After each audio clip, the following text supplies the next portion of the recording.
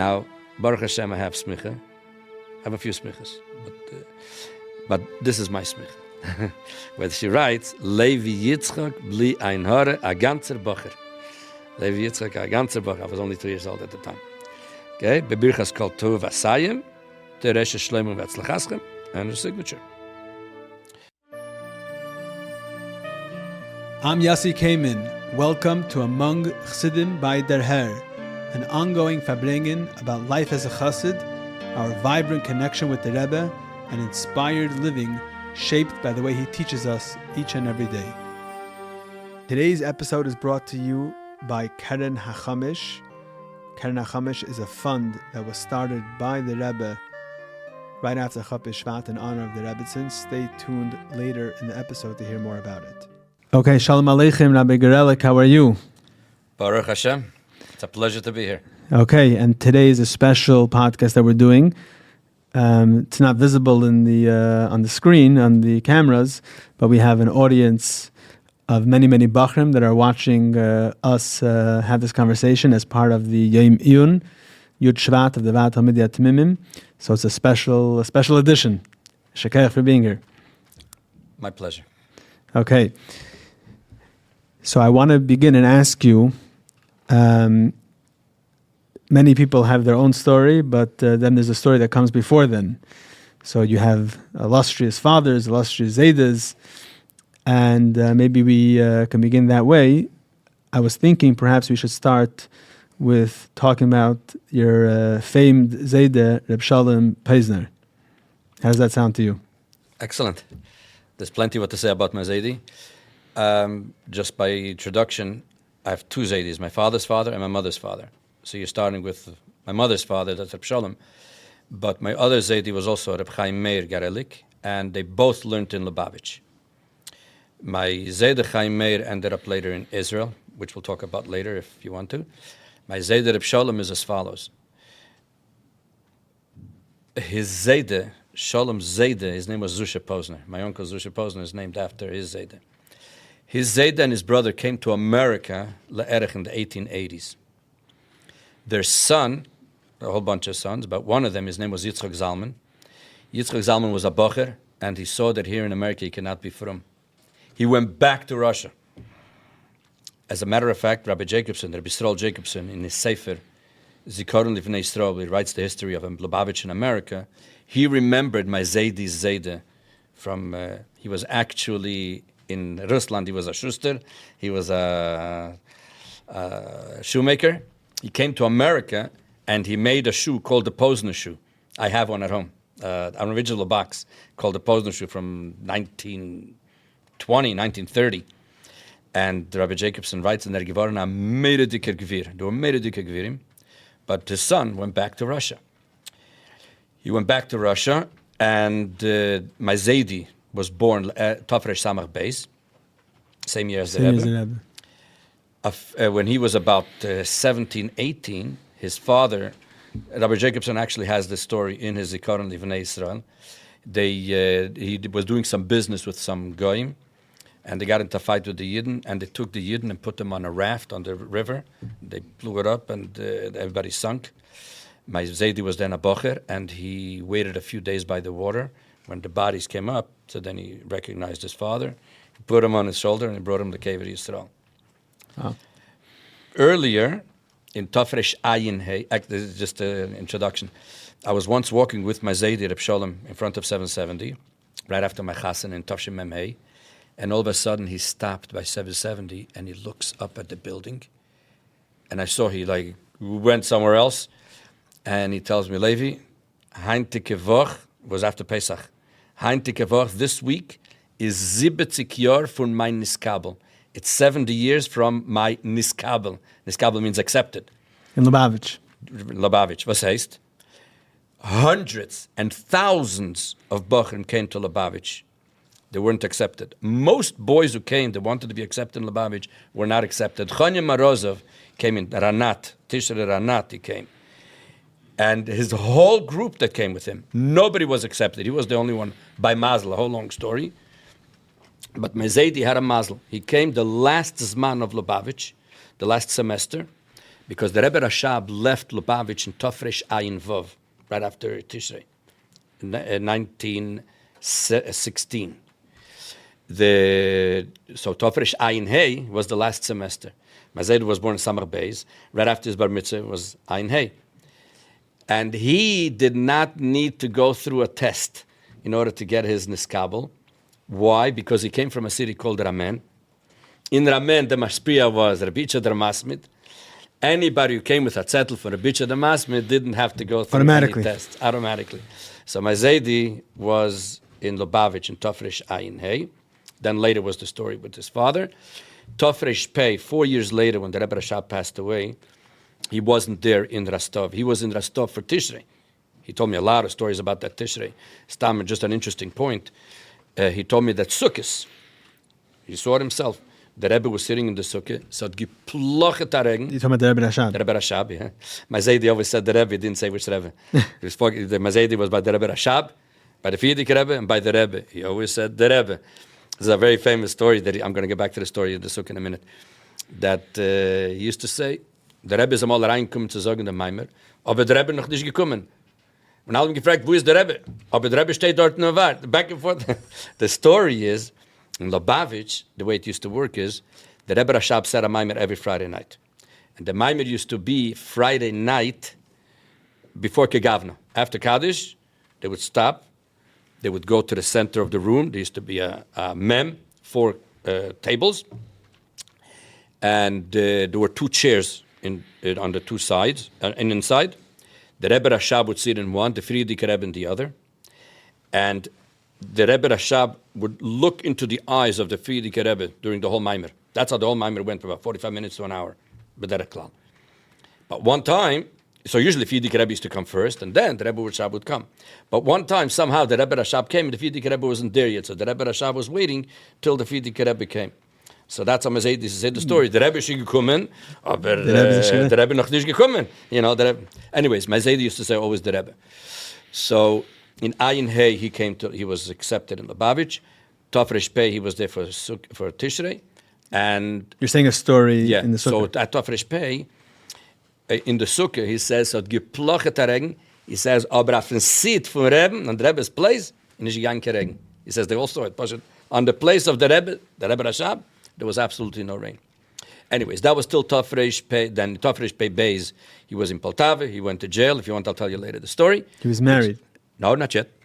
He became a chosen Tofresh Pei Hey, 1915. Actually, my Bobby was at Zeitlin, famous Baron Lezer Zeitlin, a sister. Her other sister was already married to Reb Chatzke Fagin, the secretary of the Frierdiker Rebbe. Unfortunately, they all got killed by the Nazis. But my Zayder was a chosen in Tofresh Pei Hey. My Bobby's brother had already moved to Israel. He was one of the Chalutzim, one of the pioneers, the Zionist in Yemot. You know, they were starting the whole Zionist movement. So he was able to send a visa for my Bobby and her mother to get out from Russia. And they, in turn, sent to my Zaydi a visa to come to Eretz Yisrael. And that's how they all ended up in Eretz Yisrael. My grandparents got married in Eretz Yisrael. But what was the matzav then? Were Chassidim trying to leave Russia, or they were supposed to stay? Like, what was the whole situation then? All the time, Chassidim tried to get out of Russia. From the early time of the Rebbe Rashab. Russia was not a good place for a Yid. So the fact that the Rabbeim remained and all the Chassidim remained was not necessarily by choice? Is that what you're saying? It wasn't by choice, no. The Rebbe Rashab had an idea of we know we have only one picture of the Rebbe Rashab. The passport. Why? Because it was a passport, because he was planning to go to Eretz Yisrael. But then it changed, and if the Frierdiker Rebbe would have been able to leave Russia earlier, I'm sure he would have done it earlier. Jene Zeiten, you couldn't, there was no way you could leave Russia. It was a ganze Geschäft how to leave. And that's why. So the Rebbe Rashab, the Frierdiker Rebbe did not let them leave. The Rebbe also till the 70s, 80s, the Rebbe, there were many people, the Rebbe didn't let them leave Russia. There was a point that Chassidim were encouraged to stay.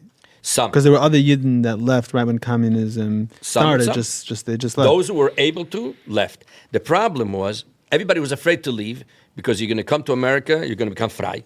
You're going to come to Eretz Yisrael, you're going to become frei. My great-uncle, my grandmother's brother, I remember him very well, I met him in Eretz Yisrael.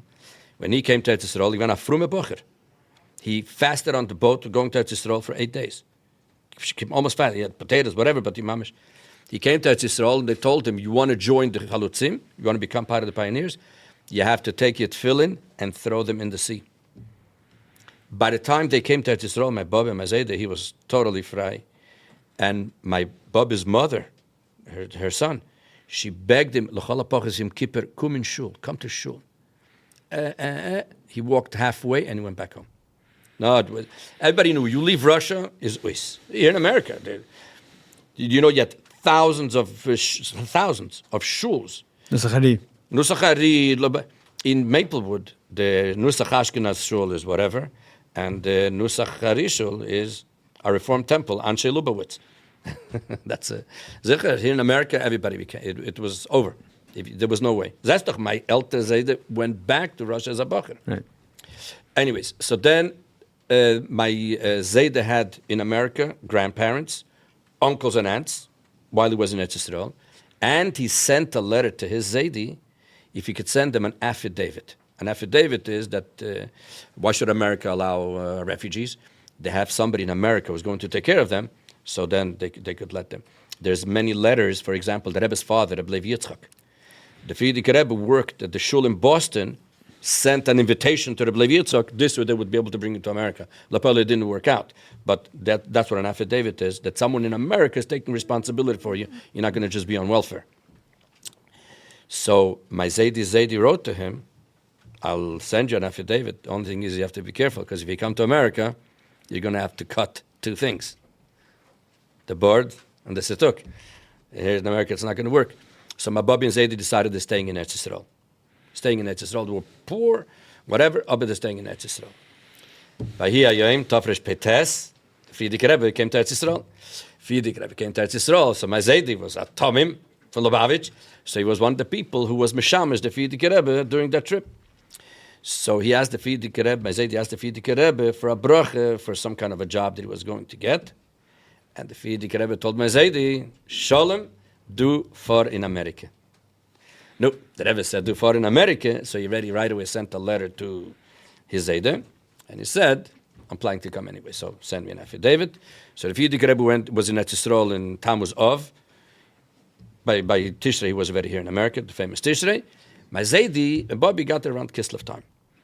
To New York? To New Jersey. New Jersey, the way my Bobby would say. They got to New Jersey, and mid-Tamol, it only took a few weeks, and my Bobby saw, she had two sons at that time.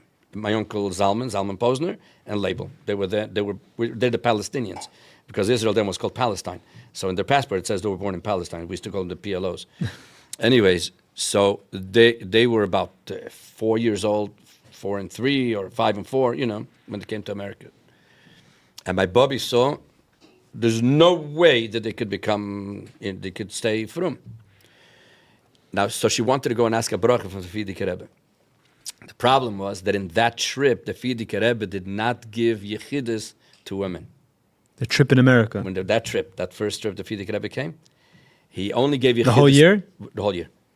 Only if it was a group of women. But privat... Bechlal, the Rabbeim had yechidus with women? Yeah, the Rebbe had... No, the Rebbe, I know. But I'm saying the Rebbe Rashab... The curtain used to be up. Rashab... I don't know. The other Rebbe, I know Leike Karasik was by the Rebbe. And then the Futafas was with his grandmother. Yeah, there were definitely stories, but I'm not sure exactly how. But one thing is sure, when the Frierdiker Rebbe was here in America, only groups. Her mazel was that who was the secretary with the Frierdiker Rebbe? Chatzah Fagin, her brother-in-law. He came to America. So she told Chatzah, if you see any possibility that I could go into the Frierdiker Rebbe, let me know. A couple of days later, she gets a call. Those days the telephones were these, like that. People don't know what telephones are anymore. And in the Chatzah calls her, says, come right now. I think that the Frierdiker Rebbe then stayed, believe it or not, on Brooklyn Avenue. We recently wrote in the Daher an article about it. Oh, yeah? There was a house, there was a special house. Sure. I can't remember. I think it's still there. I think it was in New York Avenue. I'm not sure. I know it was right. There were two houses. But at that time, 770 was still grass. There was no building there yet. The building was built in 1933. That's 4 years later. Anyways, so she right away came running from New Jersey with the two kids. She came to the house where the Frierdiker Rebbe was. And she waited. All of a sudden, the door opened up to the Frierdiker Rebbe's room. Chacha came out, and he saw my Bubba. So what did he do? He walked away and left the door open. Didn't say anything. My grandma didn't ask any questions. She took the kids, she charged into the room of the Frierdiker Rebbe, and she told the Frierdiker Rebbe, wie will mir der Urvater wenn jüdische Kinder? Why didn't your grandfather My grandfather was at the shlichus. Ah, he was So he was at the shlichus also. The come that he made parnassa. We had a cousin that helped out, whatever. But he was at the shlichus. She couldn't wait. She couldn't call him and does it. It just wouldn't work. So your grandmother asked the Frierdiker Rebbe. My grandmother told the Frierdiker Rebbe, wie will mir der Urvater wenn jüdische Kinder? How are we going to raise our Jewish kids? She says the Frierdiker Rebbe was sitting without his sirtuk, just with his gilet, and the talis ausgespreht, the Laskotten ausgespreht, as very bright, with a big smile. And when she said that, the Frierdiker Rebbe said, in the family there's different versions, but I can only tell you the way I heard it from my Bobby. The Rebbe said, Ihr werdet der Urvater wenn schöne jüdische chassidische Kinder. You're going to raise over here very nice, beautiful, Yiddish, Jewish children. She heard that, she ran out again. She didn't want to get anything different, and she left it at that. So this was in New Jersey. By the way, there was a journal called the Hatomim. The Hatomim came out in Poland. In those 10 years that the Frierdiker Rebbe was in Poland and Riga, between Tafresh Tzadik and Taf Shin, those 10 years, about 7 or 8 came out. The one at the end didn't come out because of the war. So if you look, then they printed them all in one book. If you look at page 500, you'll see a ha'ara from Shalom Posner, Linden, New Jersey. I found by my Zaidi an invitation to Rebbetzin Sheinas Chasene, the Rebbetzins younger sister with their Mendel Ornstein. 2 invitations. One, the regular invitation, and one, an invitation at Anshe in Linden, New Jersey. Oh, so Frierdiker Rebbe was sending to America. Sending to America invitations. Oh. So the regular invitation is the regular, and the other one is obviously to those who can't come, they should in their place say L'chaim, etc. Just Vashgacha Pratis, I have a daughter, her name is Sheina, after the Rebbe Sheina. She married a Menachem Mendel. So I framed these 2 things and I gave it to them as a present. Which is something that I want to talk to you about later. You're naming your kids for the Rebbe's mishpacha. Okay, we'll get there. Plenty what to talk. Okay. Yeah. Anyway, so then my Babi Zaydu were here in America. When the Frierdiker Rebbe came to America in Tafshin, right, 10 years later, my Babi and Zaidi at that time were living in Chicago because my Zaidi didn't have Parnasse, and Rabbi Yisrael Jacobson, found him a job to be a shamish in the famous Bnei Reuven shul in Chicago. The Frierdiker Rebbe came off the boat, so the most of Lubavitch, I'm talking about the money of Lubavitch at that time was in Chicago. There was even a Havamina that Frierdiker Rebbe was going to move to Chicago, not even to Brooklyn, to New York. But anyways, so a few of the people from Chicago went to greet the Frierdiker Rebbe. My Zaidi didn't have a penny to his name. He didn't have enough money to buy a train ticket to go to New York to see the Rebbe. So he told the guys, whoever was going then, do me a favor, when you see the Rebbe, the Frierdiker Rebbe, give him regards from Shalom Posner. When they approached the Frierdiker Rebbe and told him that they have regards from Shalom Posner, it kent them. So the Frierdiker Rebbe said, Shalom idach meiner. That was the lashon of the Frierdiker Rebbe. Throughout those few months, my Bobby and my Zaidi collected penny to penny to penny to penny to penny. So in the summer, my Zaidi was able to go and visit the Frierdiker Rebbe in New York. 2 years later, Tafshin Beis, the Frierdiker Rebbe went to a visit to Chicago. Because Chicago is a story for itself. My Bobby cooked for the Frierdiker Rebbe when he was there for almost a week. And we have today actually the silverware that the Frierdiker Rebbe used. And we use it by the Einiklach, by all the weddings, bin Cheder HaYichud, that's what they use for the... Plus, because she cooked for the Frierdiker Rebbe, the Frierdiker Rebbe's Rebbetzin sent my Bobby a present, a set of 12, silverware. Spoons, forks, everything. So this was all divided into the family. But that was the Tafshin Beis. So my Zaidi was in Chicago. So when he went to Yechidus, to the Frierdiker Rebbe, so he told the Frierdiker Rebbe that he has now also an option to buy a hardware store. So he wants a bracha, him and somebody else. So the Frierdiker Rebbe told him, Shalom, do for in Pittsburgh and Efna Yeshiva. You go to Pittsburgh and open up a yeshiva. How old was he? My Zaydi was born Tafresh Samach Beis, and this was Tafshin Beis, so 50. So at 50 years, I'm paid 40. so at 40 years old, if the Rebbe is telling him, okay, abandon all these parnasa things, go open up a yeshiva. Go to Pittsburgh. Now, interesting is, I was always under the impression that he went that summer in Tafshin Beis. A couple of years ago, I went to Chicago to speak, and I said this story, and I found in my Zayda stuff something very interesting. I found a Shana Teva that the Fiedike Rebbe sent to the Bnei Reuven Shul for that Rosh Hashanah when he came to America in Tafshin. And it still had the scotch tapes, that was hanging on the wall. I guess my Zaydi took it off after Yom Tov and he put it away. So mamish original. I went to speak in Chicago for Yitzhak Kislev. So I figured, let me bring them a nice present. And I took that and I put it in a nice frame. When I came then to speak, so I came in with this thing. Nobody knew what's inside. And I told him, it's Rosh Hashanah, right? Rosh Hashanah. Rosh Hashanah L'chsidis, right? So we got to do something about Rosh Hashanah. So I invited Rabbi Hertz, the Rav in Chicago, the Rav of the community, that he should open up, and everybody was standing there. Anyways, Lepoil, when he saw it, so he read it out loud. It's a Shana Teva, Mamish, and then he got very emotional. And I asked him, why are you so emotional? And in public. And he said, because Chicago had hundreds and thousands of letters from the Fiedike Rebbe. Everything's gone. No one knows where anything is. And here, finally, they have an original Tu B'nei Reuven Shul, etc. So it's hanging there in the lobby, where it says that this is found in Rabbi Posner's archive, who was the Shamash of B'nei Reuven Shul in Tafresh. Anyways, so Tafshin Beis. So then when I spoke, so I told him the story that the Fiedike Rebbe told me, the Frum Pittsburgh and Yeshiva. And I was sure that it was that summer, Tafshin Beis. Afterwards came to me Mr. Kasovsky. Olav Shalom just passed away not too long ago. And he told me, Rabbi Garelik, he went to Tafshin Gimel, 1943. So I said, how do you know? He says, how do I know? I was in his class then. He was my teacher. And what happened was, the Fiedike Rebbe told him to go to Pittsburgh. This was in Shvat, Shvat. And, Taki, Shvat. And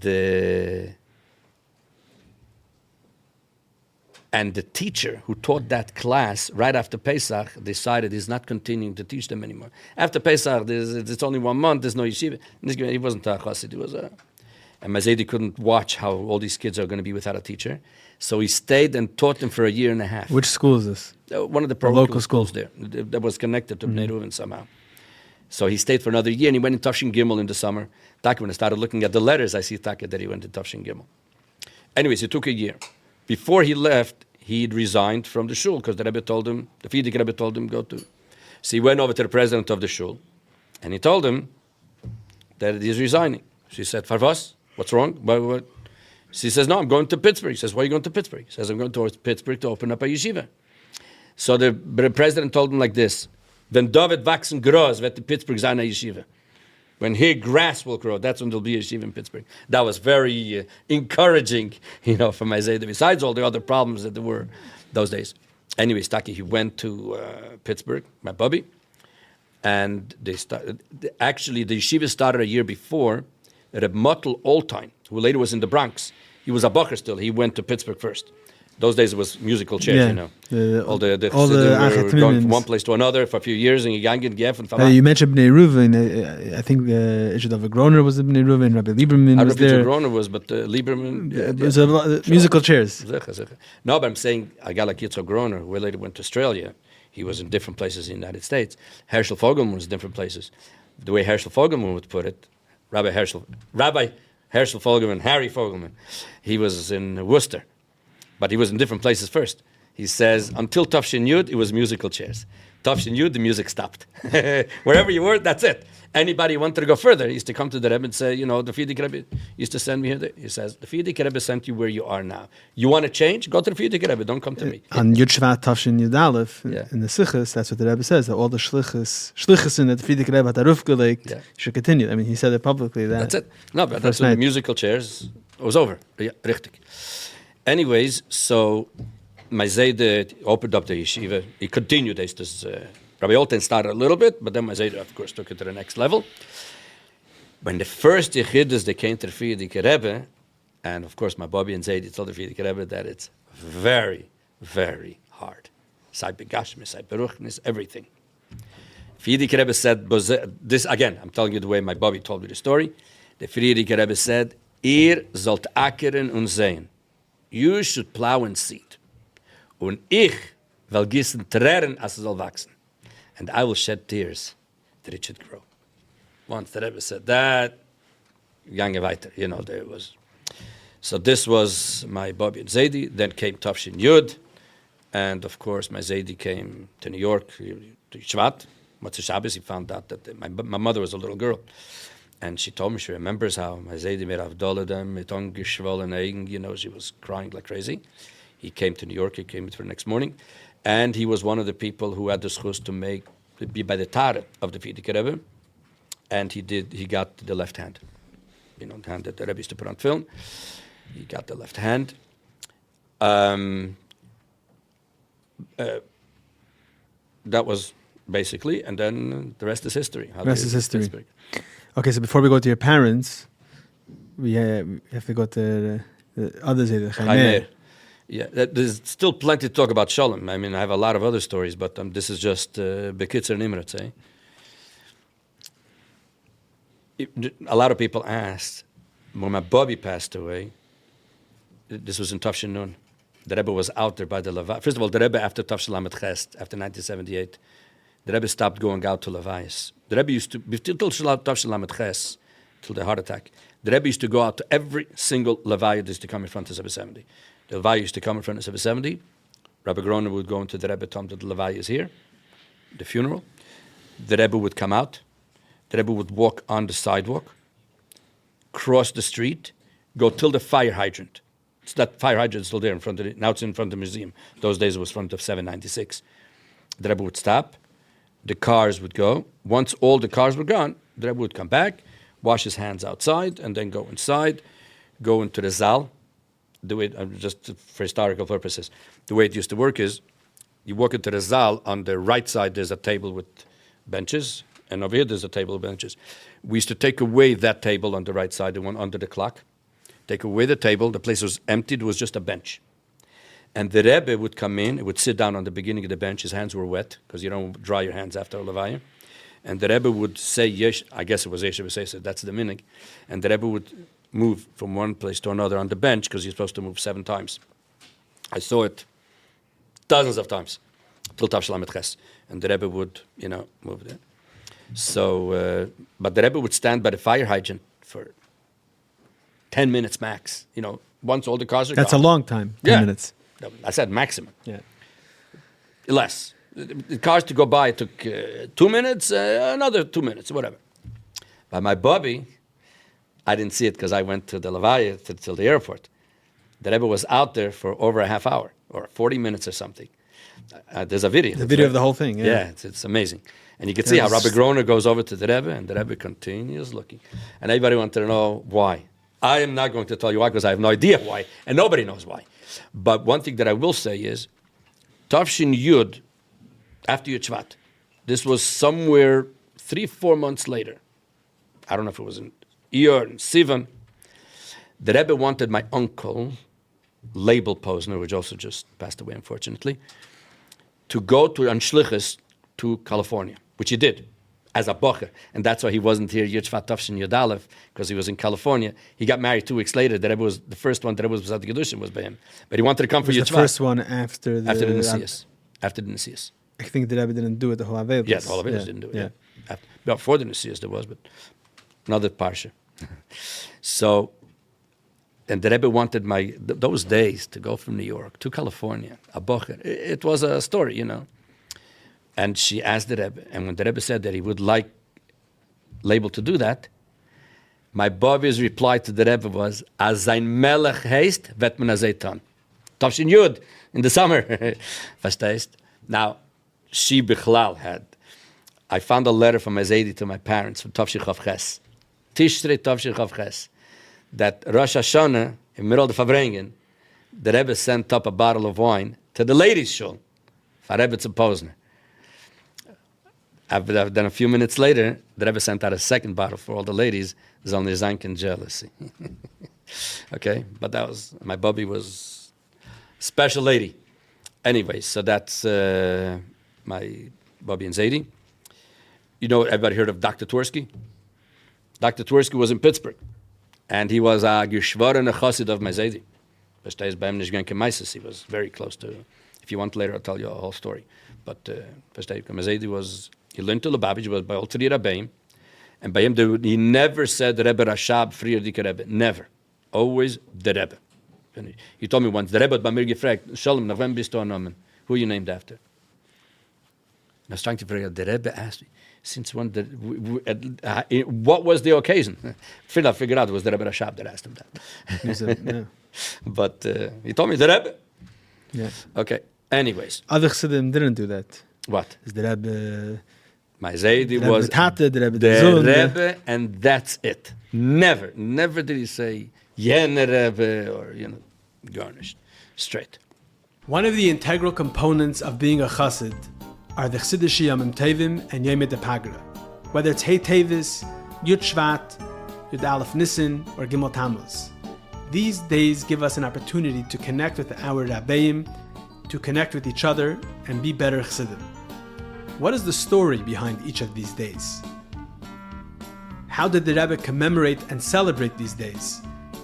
And most importantly, what are the lessons, the takeaways, and the action items Hamaisa Hua Iker needed for each of these days? All of this and much, much more are answered in the new set recently published by Der Herr. Our Days is a journey through the Chabad calendar in story, meaning, and practice. With over 700 beautiful, glossy pages with elevated content, beautiful, beautiful photographs, you, your family, and friends will enjoy and live with each Chassidish Yom Tiv. This book is a must for every Lubavitcher home, for every shul, for every school. It is a perfect gift item. This will not collect dust. It will be used day after day, month after month, year after year. You can have this set. Go to derher.org/Our Days. Order your set today and start living with the Chassidish Yom Tov. My Zadie Chaim Meir, his family was basically Lubavitchers because I think that his father was even by the Rebbe Marash. The Shalom Posner, his family was Lubavitch. Nope. They weren't? They weren't Chassidim. Okay. By Zadie was Poshetin Ramen. That's how we ended up. Etc. No, the Posners. No, they all came to America. So you're Zadie Chaim Meir. There's even a svara that they're Einiklach of the Alter Rebbe's brother. And somebody asked my Zadie that. So my Zadie was always, they always lived with the future, not with the past. If you want, I'll tell you later a whole interesting story about that. And we asked him once, is it true that we were Einiklach? And he said, like, but he didn't deny it, and he didn't. There was a psasvar, but I'm not sure. Okay. Anyways, my Zadie Chaim Meir, he was. All the brothers were. He actually was. He was the youngest of the boys, and he ended up in Lubavitch because of his older brothers. One of them was a chayzer. One there was a sheikhet for the Rebbe Rashab. They were all. And if I'm not mistaken, his father was with the Rebbe Marash. And we're working now on the whole family history, so I'm going to get the exact details. But anyways, so my Zadie Chaim Meir, he learned to Lubavitch. Now, after he got married, he moved to Crimea. Now Ukraine, Crimea, now Crimea was full of Yidden. Simferopol, all those places. Ad kedei kach that I think that the names on the train stations were written in Lashon Kodesh. With the Aleph base, and the transliteration. And he would go from Motzei Shabbos till Friday around the little shtetl, do shchita, mila, teach the kids, do all kinds of stuff. In Tov Reish Pei Daled, I think it was. It was before my father was born, for sure. It was still in time to feed the Rebbe.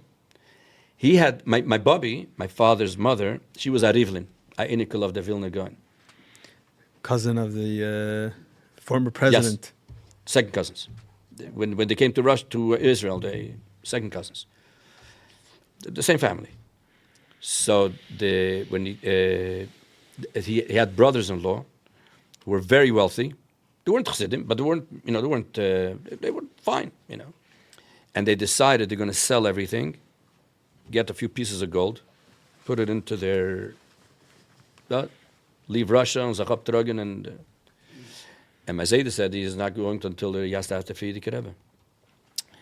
They decided to go to Eretz Yisrael. Those days there was a whole big tenuah to go to Eretz Yisrael, The Zionists were starting, because Russia was bad, as we said before, Russia was a tough place. So they decided they're going to go to Eretz Yisrael. So my Zaydi said, no, he has to first ask the Frierdiker Rebbe.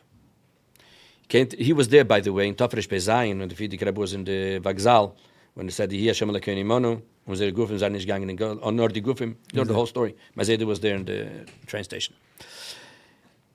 So my Zaydi went to the Frierdiker Rebbe.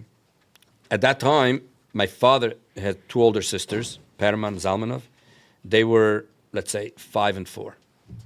Little girls. So Frierdiker Rebbe asked my Zayde, was sagen die Kinder? What did the kids say about going to Eretz Yisrael? And my Zayde said, actually, when he asks the kids, do they want to go to Eretz Yisrael?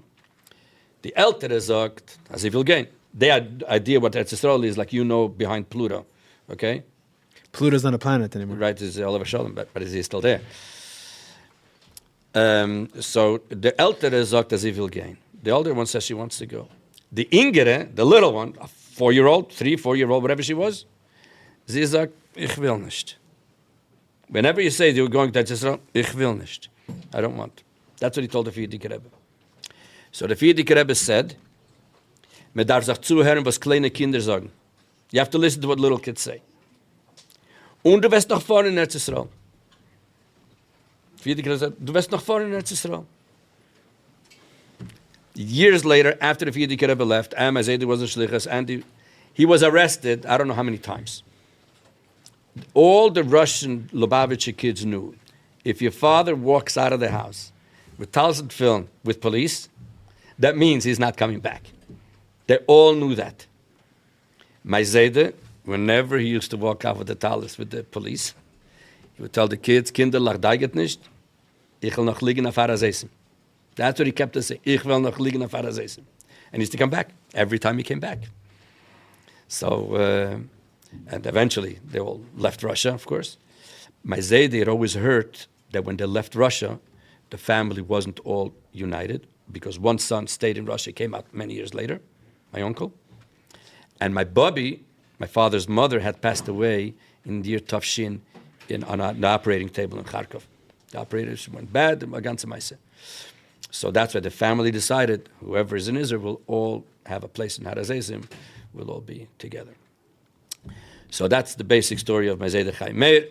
He came to Eretz Yisrael. He was one of the first people to settle in Kfar Chabad. He had a lot of letters from the Rebbe then, and he never left Eretz Yisrael after that, so he wasn't here by my father's wedding. But but he was a stout chassid.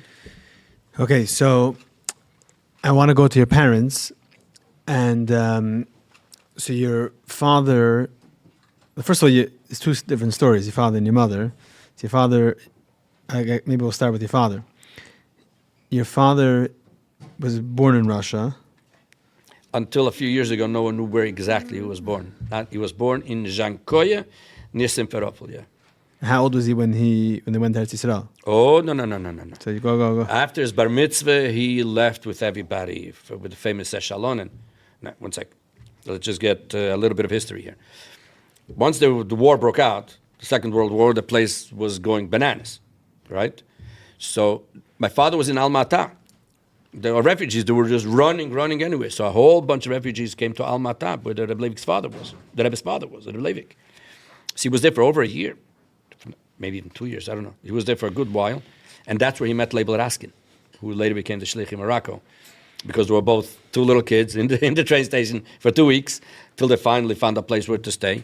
And from then, they were good friends till the end. So from Almaty, then they all ran weiter to Tashkent, to Samarkand. Now, what happened was, people wanted to leave Russia, but it was impossible. Impossible.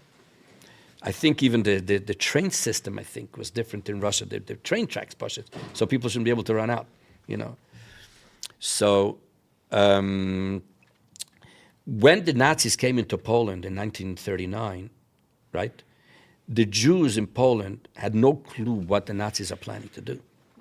They just knew the Nazis are conquering countries, but they didn't know what they're going to do. So the Yidden were split into basically two camps. Some said the Nazis are normale Menschen, Some said no, and they ran away to Russia.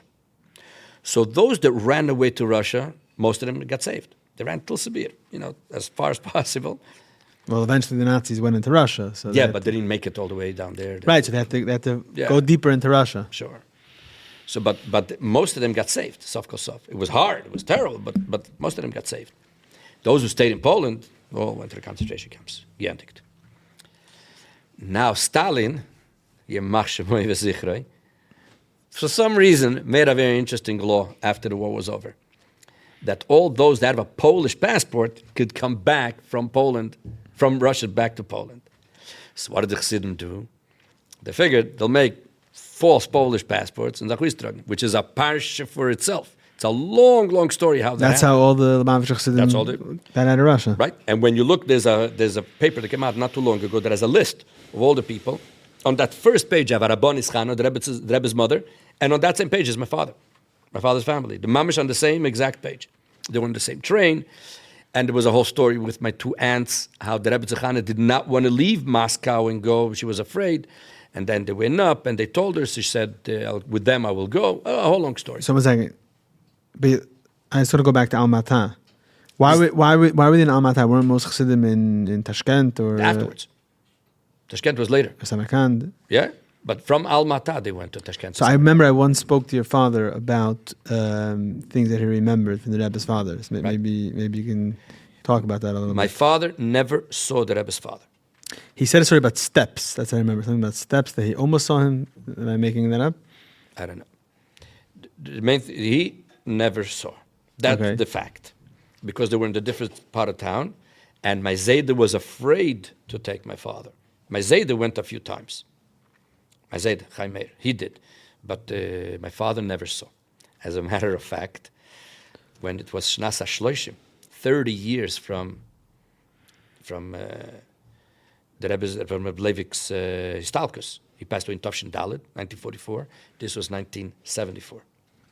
My father was Sifra Chofav, and the Rebbe said then by the Fabringen that all those who were Meshamish, my father, should say with me L'chaim. And my father, of course, didn't say. Then the Rebbe, something happened over there, but there was one Fabringen where I don't know if it was that Fabringen or a later one, where the Rebbe asked the David Raskin, because the Rebbe David Raskin used to stand here on the Rebbe's left, to ask my father, who was standing in that by the Fabringen, if he was ever Meshamish. My father smiled. No, he didn't respond, because then the Rebbe asked Rebbe David, no. So Rebbe David told the Rebbe, Schmeichelt. Rebbe David was a soldier number one. That's your father's signature look, the Schmeichel. Yeah, my father wouldn't answer the Rebbe. My father always, if you remind me later, I'll tell you. I saw a video by Dallas. Rebbe's asking him questions. He doesn't say. My father. I have a whole story to explain that. He never answered a question. The Rebbe asks a question. It's a question. The Rebbe doesn't need you to give him information. The Rebbe knows information. He doesn't need you to, whatever. Anyway, so then he told the Rebbe Schmeichel. So the Rebbe said, ask him, if he ever poured a cup of tea. Of course, my father didn't answer. And the Rebbe said from that thing, still you should say L'chaim. My father was very close to the Rebbe Tzachana when he was in Russia, in Poking. My aunts were very close to the Rebbe Tzachana. So this is after the stalkus of the Rebbe's father? Yeah, after. Not even in Almaty. This is already later. And they helped her a lot. It's a whole long story. They helped her a lot. And she sent a beautiful letter to my aunt years later. There was a time when they were running, whatever, and my aunt stood in front of Rebbe Tzachana because the Nazis were shooting. And she. What do you mean the Nazis were shooting? In the train station over there. The Nazis? seemingly. The Germans, the dust. It was episode story there. I'm not exactly sure the details. This is before the Later. Do you know how many Jews got killed after the war? By the Nazis? By the Polish, by the Dutch, by the Israel. So they were shooting at them, and my aunt stood in front of the Rebbe Tzachana to block, just in case they does. And the Rebbe Tzachana appreciated that for Leilam Vod. Anyway, so there was 1 year, believe it or not, Tafshi Mem Gimel. Mem Gimel, yes. 1983. The Rebbe bringing Shabbos, Chafov, the Rebbe said that all those who were Shabbos, my father should say L'chaim. And my father didn't, because he figured last time was just a Hiras Shah. The Rebbe. Fartik, Fabringen finished. The next Shabbos was Shabbos Mevarchim Elul. The next Shabbos. So, the Rebbe spoke at first Sikha. The second Sikha, the Rebbe said, we have to be mashlim. We have to fill in what we didn't finish last week. The first thing is the Siyum. The Rebbe always, when he made a Siyum by Yartzeit, the next Shabbos, he would discuss it maybe once or 2 times or 3 times. And the Rebbe spoke for a long, like at least a half hour, 40 minutes on the Siyum. And then the Rebbe paused, and the Rebbe said, there's another thing that we have to fill in here. And the Rebbe said that last week I asked that all those that were Mishamish, my father, should say L'chaim. There's someone here, I'm not going to say his name because he's standing right here, who did not. And the Rebbe in the whole thing, he's always Taka'onav, he's a very humble, this and that and whatever. But being that this is something that has to do with me, with the kibbud av of my father, so therefore it's missed. And then the Rebbe said, and if he doesn't think that I mean him, it's nicht, And the Rebbe went back to the Siyum for another half hour. At the end of the Sikha, the Rebbe turned like that towards my father. So my father said L'chaim. And that was just because Al-Mata. That was, Anyway, so my Zayde, where we were back to my father. I guess we're talking about now how they left Russia. Right. Okay, so I said then the Polish passports. Right, so they went out. My father went to Poking. He was there for a good 2 years, I think. And that's where Rebbe Tzachana was also. Rebbe Tzachana was there too, right? That's why my father didn't see the Rebbe in Paris, because she went from Poking to Paris in 1947, and they were in Poking until 1948. Mm-hmm. So that's why my father didn't go to Paris, so didn't see the Rebbe then. Right, and from Poking, they went straight to Eretz Yisrael? No. They went to Paris. So they went to Brunois. Sure. Oh, he learned in Brunois. It wasn't so much learning in Brunois. That's what the yeshiva... As all the Platin moved, they come to Brunois. Oh, so all the Platin in Paris moved to Brunois. That's what happened. There was a hotel called Hotel Modern. That's where they all had, all got one room or a half a room or whatever, and they all stayed in the Modern for years. That's why in 1954, Toshin Yodalit, the Rebbetzin, the Rebbetzin made a trip to Paris, a secret. Why did she go? Because the Rebbe wanted to have first-hand information how the Platin were doing. No, but there was one person only that knew that she's coming, Father Vilshansky, and he was put in charge. Because he was there. He was there. He was in charge. He was in the Lishka. The Lishka. So therefore, but otherwise, nobody knew who the Rebbetzin is, what. Because the Rebbe wanted to have first-hand information of what's going on. Okay. Anyway, so they were in Poking. Then they came. I think to the Rebbe went with her to the airport. I think that's what they say. Say again. They say that the Rebbe went with her to the airport. Sure. Beryl Unick told me himself. What? The first year after Chav B'Shvat, I had to speak for the ladies. I used to give a shir then in Crown Heights. I mean, I still do. And I went over to Rebbe, personal friend, and I asked him, Rebbe, you have to tell me something that you never said yet, because I have to speak for the ladies. So he told me that till now he never wanted to say it, but he's going to. And he said that when the Rebbetzin went to the airport, they went in the same taxi. He was sitting in the front, and the Rebbe and the Rebbetzin in the back. They came to the airport. He schlepped the suitcases. He went to the check-in. The Rebbe and the Rebbetzin were standing over there in the back, and he did all the check-in, all the paperwork. The Rebbetzin just came for a moment. Then, when the Rebbetzin had to leave to go to the plane, the Rebbe asked the Beryl Unick if there's a porch from where you could see the planes. And he said, yeah, this is upstairs. So they went up to the porch, and they waited until those days So before 9/11, you could go all the way. I was going to say, not even 9/11, before, we used to walk to the plane. We used to get, today only the Oh, president. you mean that you walk on the thing? But I'm saying today you can't even go that far because the security. No. Yeah. Those days, I'll soon tell you about my parents' wedding. Everybody went on the plane and came off, But So the Rebbe and Rebbe Levi went upstairs on the porch. He said, and the Rebbe waited until when the plane took off, so the Rebbe was staring. This is, So the Rebbe went to Paris. She went for about 3 weeks. Yeah. Sure. There's actually postcards from Italy. She also went to Italy then. On the way back. No. When she was then in Paris, she was also in Italy. Mm-hmm. Where, what, when, I have no idea. I only saw the postcards. And she was by herself the whole time? I don't know. Okay. Don't know. Okay, so getting back to my parents. So then my father was in Brinois. From Brinois, that's where the Lishke was sending all types of people. So in 1948 or 49, a big group went to Eretz Yisrael, and that's what started Kfar Chabad. It took a while till it became Kfar Chabad. It was Safaria, and the next door, ahead, it was a ganze Meise, and then finally they all settled in Kfar Chabad. This was still in... And some of the faculty in Paris and Rouen went also, like Shlem Chaim. So Nissen stayed, and then Shlem Chaim went. Rabbi Garelik for the Rav Kfar Chabad. He was a third or fourth cousin of my Zayde. They all went to Kfar Chabad. They all went to Eretz Yisrael. A few stayed back, and a few went. Yeah. So my father went to Eretz Yisrael, and he learned in Tomei Chetumim over there in Tel Aviv. He learned by Reb Shel Brook. He learned by there were different people. Now, right after Tafshin Yud Aleph, it became a tenua of going to the Rebbe, the Bochrim.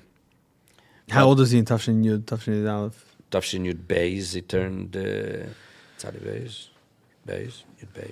Tafshin Yud Beis, he was 20. Mm-hmm. So it became a tenua that everyone wants to be by the Rebbe. There were a few... Who was in charge of bringing that tenua? Where did this come from? It seemingly is given a Pinalto, it's given a Shel Brook. Even Shlomo Chaim, to a certain extent, he was talking about his kashas to the Rebbe, So they already raised with this. Yeah. They were. It was very interesting how right away already Tafshin Yud Aleph. Vice two is you had, for example, big people like Reb Shlomo Yosef Zevin. Yosef Zevin was one of the top people in Eretz Yisrael. He was a roommate with the Rebbe Zabocher. The Friedrich Rebbe asked Reb Shlomo Yosef Zevin when the Rebbe came. He wasn't yet a chassan. He sent him on a short trip somewhere. Because the Friedrich Rebbe wanted Shlomo Yosef Zevin to give the Friedrich Rebbe a report about the Rebbe. This is a story that he said on a Yud Aleph Nissen many years later in Kfar Chabad. He came to speak about the Rebbe. So he told him this story. So he says, the Rebbe was a goin, that there was no question. He says, but I was more impressed with his Yiras Shamayim. He says, because Shlomo Yosef Zevin said, because they were traveling, the food that they had was from Beis Harav, 100% kosher and shtakushadis. But he saw that the Rebbe was hesitating because the keli that they had for Netilas Yadayim was a Pesach Shaila on the keli. So the Rebbe, in a very, delicate way, didn't eat, but not because of the kashas of the food, because there was a question on the keli and Netilas Yadayim. This is so people like Zevin, and they wrote a Ksavis Kasher, a very, very strong Ksavis Kasher in Tafshin Yud Aleph. So Ksavis Kasher, to become Chassidim of the Rebbe. So and that's how it happened. So a few of the Bochrim, Leibel Raskin, managed to go already in Tafshin Yud Aleph, I think you came to, 1954. My father had a problem. My father was a Bisla Lebedike Chevraman. There was a group, which is still around today to a certain extent, called Yad La'achim, Pe'ilim, against the missionaries. And my father was one of these guys. And he was against the missionaries. Those days, there were a lot of kids that came from Taimon. He was part of the organization? He was working. He was one of the volunteers. Shomber Lifshitz was in charge. And it was Lubavitcher people that were involved. Yeah, it was big Lubavitcher people, sure. And one day, see, the missionaries, they gave presents to the kids, bicycles, and our guys gave candies. That's a first jump, yeah. So one time my father got really angry at one of these priests or whatever they were. My father gave him a zet, as a kid boy. So the next day, the police came to the yeshiva. They put all the boys on a lineup. My father used to have a hat and glasses, and no glasses. So he came to the lineup with a casquette and with glasses. The guy pointed him out in a second. My father ended up in jail with another two Bochrim. They were in jail for a little while. And Grade, when he came home, so he told his father, I was also in jail, because my Zayda was in jail. He says, yeah, I've been in jail. We're comparing the jails of Israel to the jails in Russia. Anyways, but so he had a lot of problems in his passport. So it took him over 2 years to be able to get papers to leave Israel. Even after he left, what? I heard a few stories. He went to... He was in London for a half a year. And didn't he go... Is this a true story? He went to Ben Gurion's house? Not to his house. He sent him a letter. Yeah. Yeah, there's a few letters. I have a few letters that he sent. I got it from the archives of the government in Israel to a few people that he had to write letters and explain. He was working very hard and getting... He told me. And the truth is, there were some Bochrim, the reason why they didn't go to the Rebbe at that time was because they knew they have to waste a year to be able to put together the paperwork. And they said, that's not how you go to the Rebbe. You don't waste a year of yeshiva. That was the... Debate, the debate. There was sort of the... But, yeah.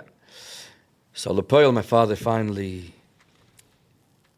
Just very interessant. My father, the first letter that he got from the Rebbe, okay? He got a letter in Tafshin Yudal. There's a Bocher, because he's asking the Rebbe about coming to America.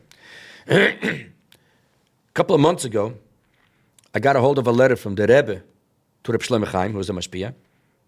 The last line over there, it says that I'm attaching here a letter for a Bocher, my father, and you'll give it to him and you'll add whatever needs to be added.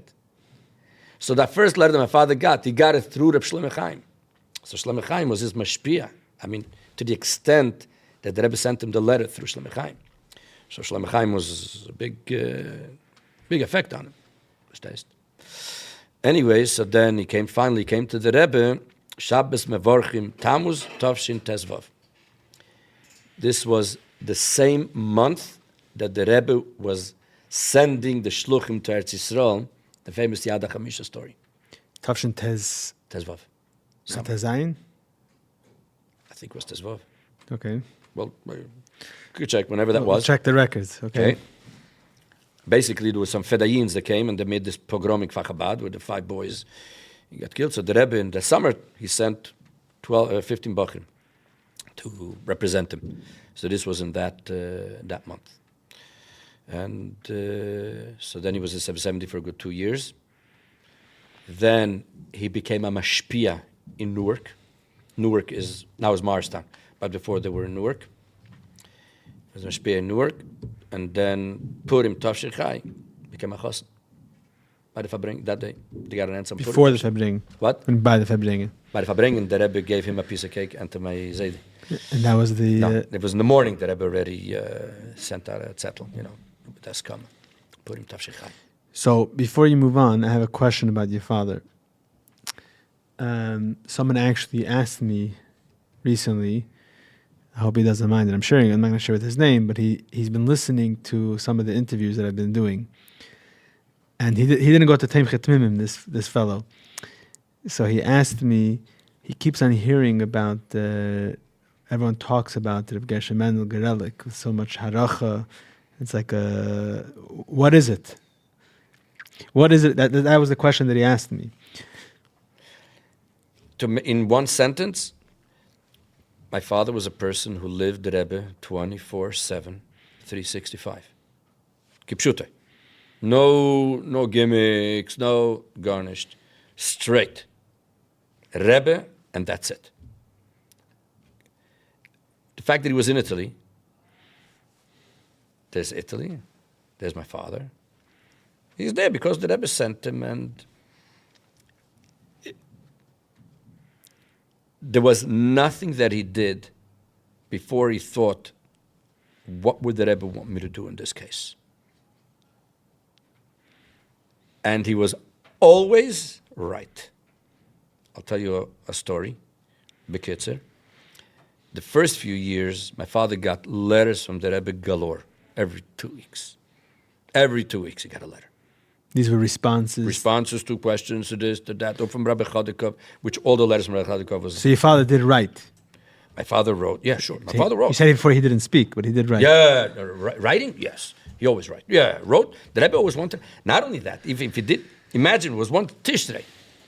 The day after Simchas Torah, the Rebbe sent a letter It's already 3 weeks, I didn't get anything. Tishrei. The Rebbe has plenty what to do, Tishrei, yeah? Underline 3 times. It doesn't make sense. My father tried to write to the Rebbe, because the Rebbe Pasha kept on always. I have a whole bunch of letters where the Rebbe is complaining why there's no letters. So, I don't know if it was Tavshir Chav Ches or Tavshir Chav Tes, about 10 years into the shlichus. The Rebbe in Yechidus told him, when he used to come every year for Chavav, it's another parsha, and the Rebbe told him, bis when will ich dir darfen arum nehmen wie ein Kind auf die Hand? Till when will I have to carry you around like a child in the arms? And my brother says the Rebbe went like this. And the Rebbe said, tracht in Chabad, best du mechaven sein zu mein Kavane. Think in Chabad and you'll be mechaven to my intent, my intentions. Again, not because it's my father. Any time that we did something, and I remember many times there was a question to do it like this or do it like that, and he would say, I think maybe it should be done like that. He was always right, always. There were times that there was no time to ask the Rebbe. There were certain big things in Italy. And I remember my father had to make decisions. He was always right, always. But I remember, sometimes he had to go to a big meeting, with big people, government people, or even in the community. He would sit up a whole night with the onion papers, the Amalek Sichas, there were onion papers, a whole night. Go to shul, and from there go to the Asifa. He was in the Sicha. And that's how he went. And that's how he prepared. And he was always successful, always. No matter who he met. In his later years, finally, we got to be with Europe and with the head of the European unions. My father used to go to these meetings, and everybody was sitting around the table, and everybody, my father, they were awed. My father, once in a while, would, Ein Dremler. Then he would turn around to McKenzie again, do we still have to sit here? The world didn't exist to him. It was only a Rebbe, and that's it. The rest is... we have. We're always looking, myself included, for ways to stay and be connected to the Rebbe, and not just any way, but something tangible. The way to do it, especially around Chaf B'Shvat, is Keren HaChamish. A little bit of the background. Keren HaChamish, which is the Rashi Tevis Harbanis Chayim Mushka, is a fund that was opened by the Rebbe immediately after the passing of the Rebbetzin on Chaf B'Shvat Tavshin Mem Ches during the Shiva. In fact, it's the only corporation that the Rebbe himself opened. And the idea is really for communal needs that relate to women. Women's education, women that are struggling financially, and the general welfare of women and girls. And here's the interesting part. The Rebbe gave instructions how to give. The Rebbe said to give in increments of 470, which is the gematria of the Rebbetzин's name. Whether it's $4.70, $47, 470, or 4,700. Giving in these increments is how the Rebbe directed us to support this fund and honor the Rebbetzin. This past year, Keren HaChamish gave out over $1 million to Achnasas Kala, to women and girls programs, and to Mikvais. To me, when we do this, we're not just donating.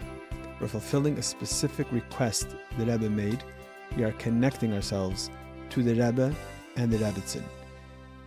I will be donating to Keren HaChamish this Chaf B'Shvat, and you can too at kerenhachamish.org. That's KERENHACHOMESH.org. Okay, so back to when he's a bacher. You got to the engagement already.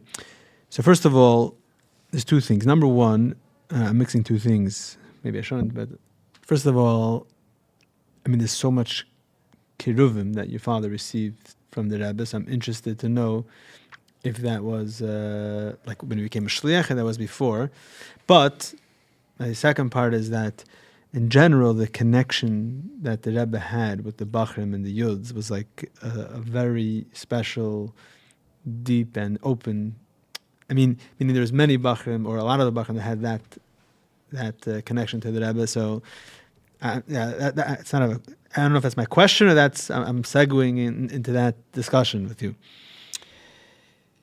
I don't know if my father as a Bacher had more kiruvim than others.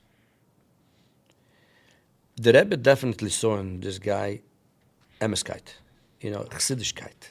That to him, the Rebbe is everything. That for sure. And I guess that putting that together with the fact that they were the first ones to go overseas, there's another very important element here to realize. My father went on a type of shlichus that nobody else did in the next 60 years. My father was sent as a Rav of a community. In other words, the Rebbe wasn't sending someone to open up a Beis Chabad and expand and conquer the world. The Rebbe sent him as a Rav of a shul. You're taking a Bocher in 770, but learned Samach Vovenheim Beis from the Kupirte, and you're taking him and you're sending him to become a Rav for Balabatim. Okay? I don't know if anybody could understand the oxymoron here. Okay? And even in the first year, the Rebbe saw Hatzlacha. So, first of all, the Rebbe should do something like that was very out of the ordinary. Take a bocher and send him. Now, the Rebbe did tell my father to make sure to get the Yeriere, Yodin, etc., This is for the shlichus or before? It was both. So after his chasana? Both, yeah. Even before the chasana, after the chasana. But there was a Rav in Newark. His name was Rav Spitz. He was a Tomim, actually, from before. From from Atvatsk, I think he was. Mm-hmm. Yeah, he's in the Sefer HaTmimim, but his daughter actually worked the nights for a while. And she told me when she was a little girl that her father came from Newark to my parents' chuppah with her father, because my father was very close to him in Newark, noch in yeshiva. And the Rebbe sent him to be a Rav in a place, and from that to build the Moisdes, and that's what happened, Taki. So the whole shlichus was a different type of shlichus. It's not the pshat that the Rebbe sent, to this city, go and start opening up a school and doesn't yet. No. Went to an established community, put him into as a Rav. Now before that, there's a whole story how that happened, but I think that's and the main thing is, my father, no matter how many years he was in Italy, he always davened barichas. He always continued learning Maimarim, Chassidus. He learned a lot of Nigla too, of course, no question. He had a lot of shilas that he used to get from, and you would never think that he left 770. You would never think that he left 770. In Tovshi Chaf Aleph came Rabbi Cheskel Sarne, Rosh Yeshiva. He walked into our house and he saw the Rebbe's picture. And he said, der Lubavitcher Rebbe schmeichelt. Hat schon eingenommen in Italia.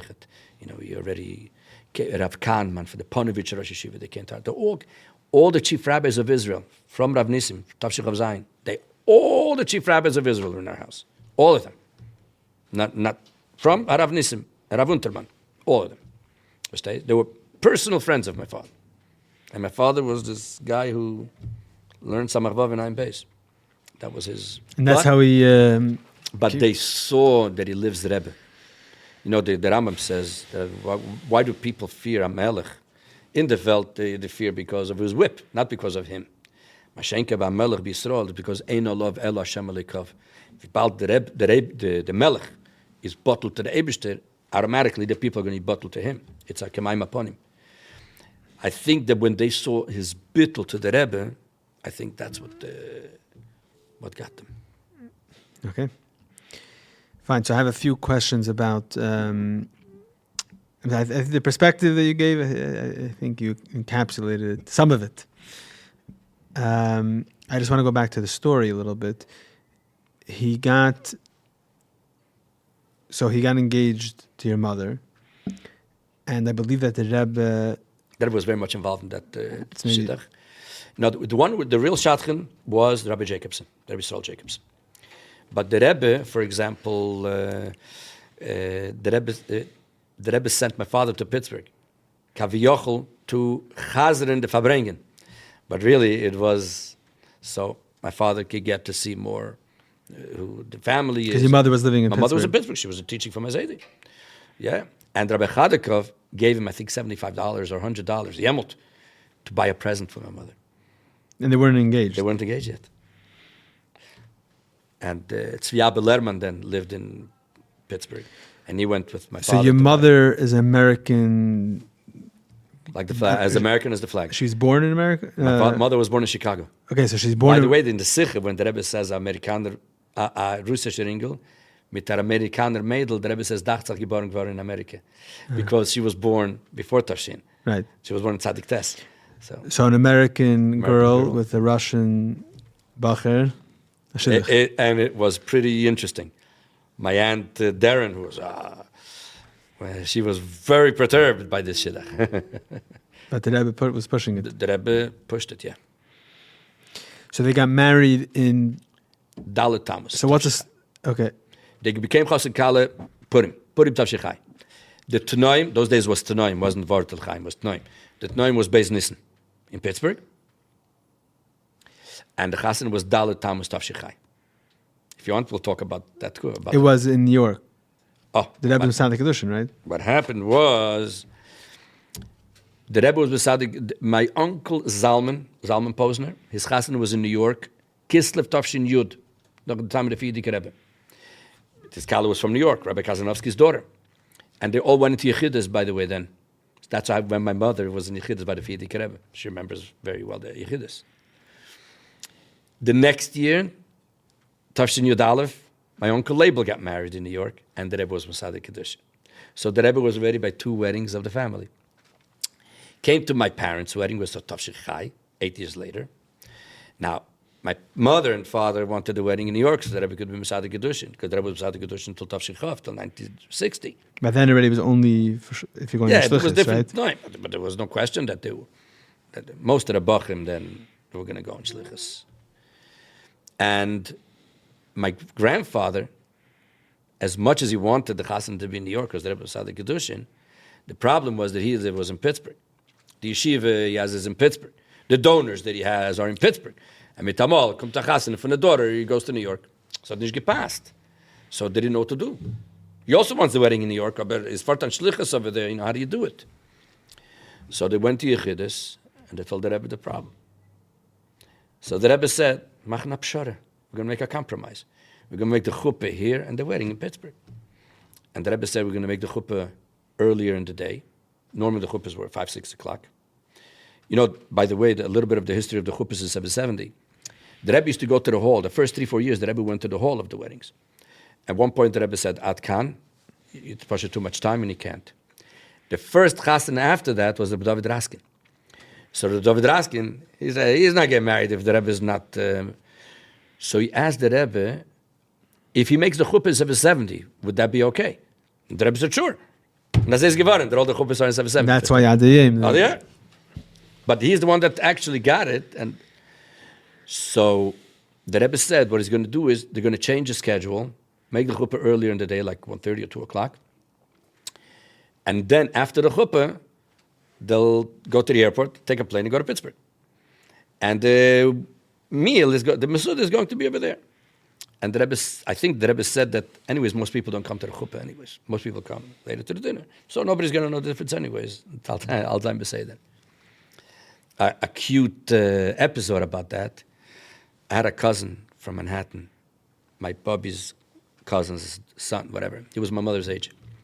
So he came to the chuppah. Those days, the system was that you could only take the photographer was only allowed to take 2 pictures of the Rebbe by the chuppah. Till 1954, you have a lot of pictures. Around 1954, I think it was, the Rebbe called a photographer. He was my uncle's brother-in-law, by the way. My uncle Label and Trainer, the photographer, married 2 sisters. Okay. So my uncle Label's wife and Trainer's wife are sisters. Trainer Studios. Trainer Studio. So the Rebbe told Trainer, of the chuppah you could take as many pictures as you like. Of me, only 2. So there's only 2. You come to my parents' wedding, you see a spread of 8, 10 beautiful colored pictures. Everybody in black and white, and it's all colors. And all these pictures, how did it happen all of a sudden? Because this cousin of ours, he came with his camera. He was a rich kid. He had a camera that makes then, in 1958, colored slides. Stell dir vor, jene Zeiten. And now he geklappt pictures. You know, he didn't know from nothing. So that's how we have all these beautiful pictures. As a matter of fact, one of the pictures, you see a whole bunch of kids with slappers and ties. Meshach Kotlarski, Chaim David Lane, all these guys. And they're all over there. So I asked them once, what are you guys doing over there by the chuppah and with ties? What happened was, this was Dalet Tammuz, Sunday. In Bedford and Dean, in the yeshiva, they had graduation that day. Mitam, all the boys heard that the Rebbe is Mesadik Kedushin, so they all ran away from the graduation. And they came to the chuppah, so that's why they're all sitting there with graduation ties. ties. Yeah. This is... So that's how what happened. They went to Pittsburgh? They went... But I'll just tell you something cute. I'm getting confused with your aunt's... That's another story. Yeah, okay. That's a separate story. So this cousin of mine told me that they actually went to the airport. He drove the car. He had a car, and he drove to the airport, and he also went along with them to Pittsburgh. And a lot of Bachrim went. Bachrim couldn't afford to go to Pittsburgh. So they all went at least to the airport. And they all went on the plane, like we were talking before. You go on the plane. And it was saying, L'chaim, gesungen, getanzt. Finally, they had to leave. So the pilot goes on the microphone, and he says, okay, whoever is not traveling, please go down so we could go. And the Bachrim are saying, noch L'chaim, weißt du, lebendig und freilich. Anyways, all the Bachrim go over, and they started dancing by the stairs over there. The plane took off, and they saw out the window the Bachrim dancing. They got to Pittsburgh. As they landed, the pilot goes on the microphone, and he says, it's impossible. It's impossible. People had no clue what happened. And all of a sudden, he says, all the people sitting on the left side of the plane look outside. They look outside, and what do they see? Bachrim dancing. Everybody's going crazy. Was tut's er da? Anyways, they finally stop. They bring the stairs, and the Bachrim are there dancing. Now, normally, the pilot is the last one that goes off the plane. Every time you go off the plane, you see the pilot is still sitting there, right? Not because he loves the place. I think it's the law that he has to be the last one off the plane.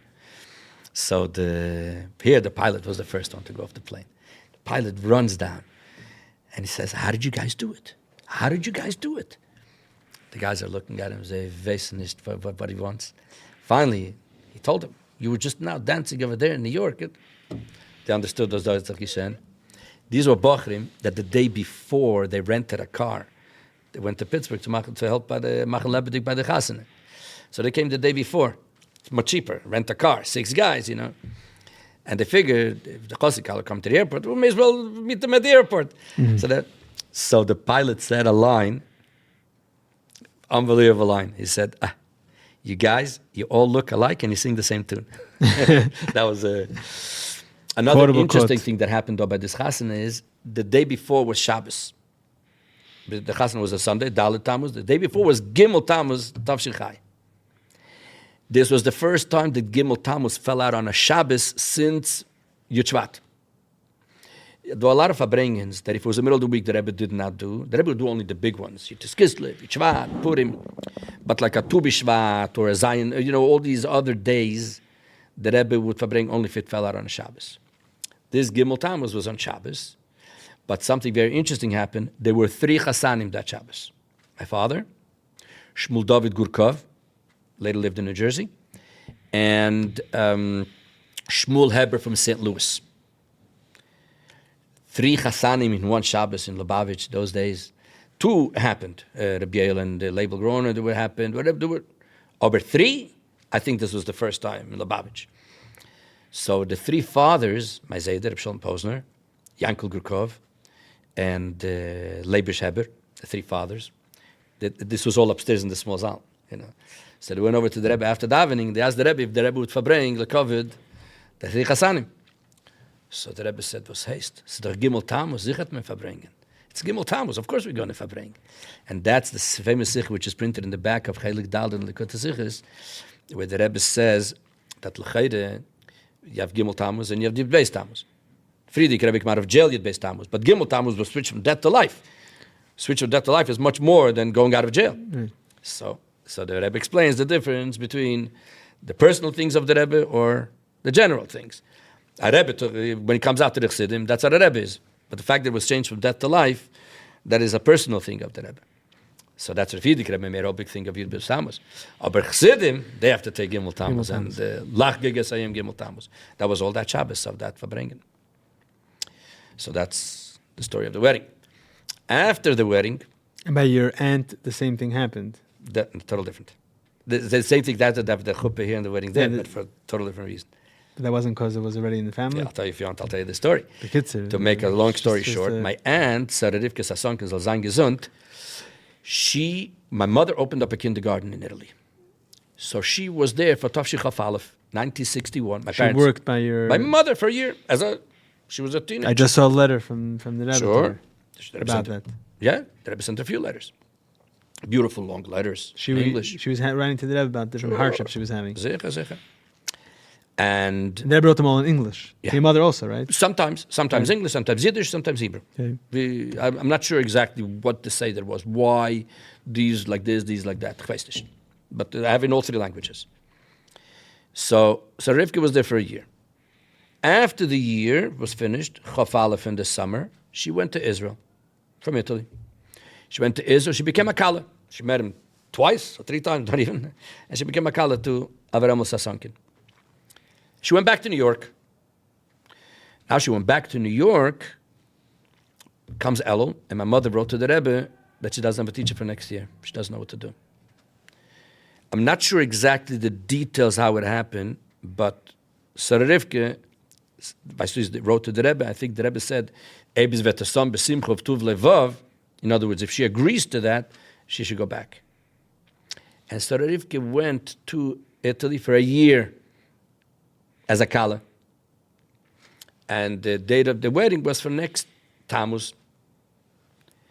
Chanukah, that year when she was in Italy, the Zippel, that's the family in Italy that because of them my parents ended up in Italy. They were the ones running the shul. So Mr. Zippel offered to give her a ticket to go to Eretz Yisrael so she could see her chassan. She hardly remembered what it looked like. He wasn't in New York. No, he was in Eretz Yisrael.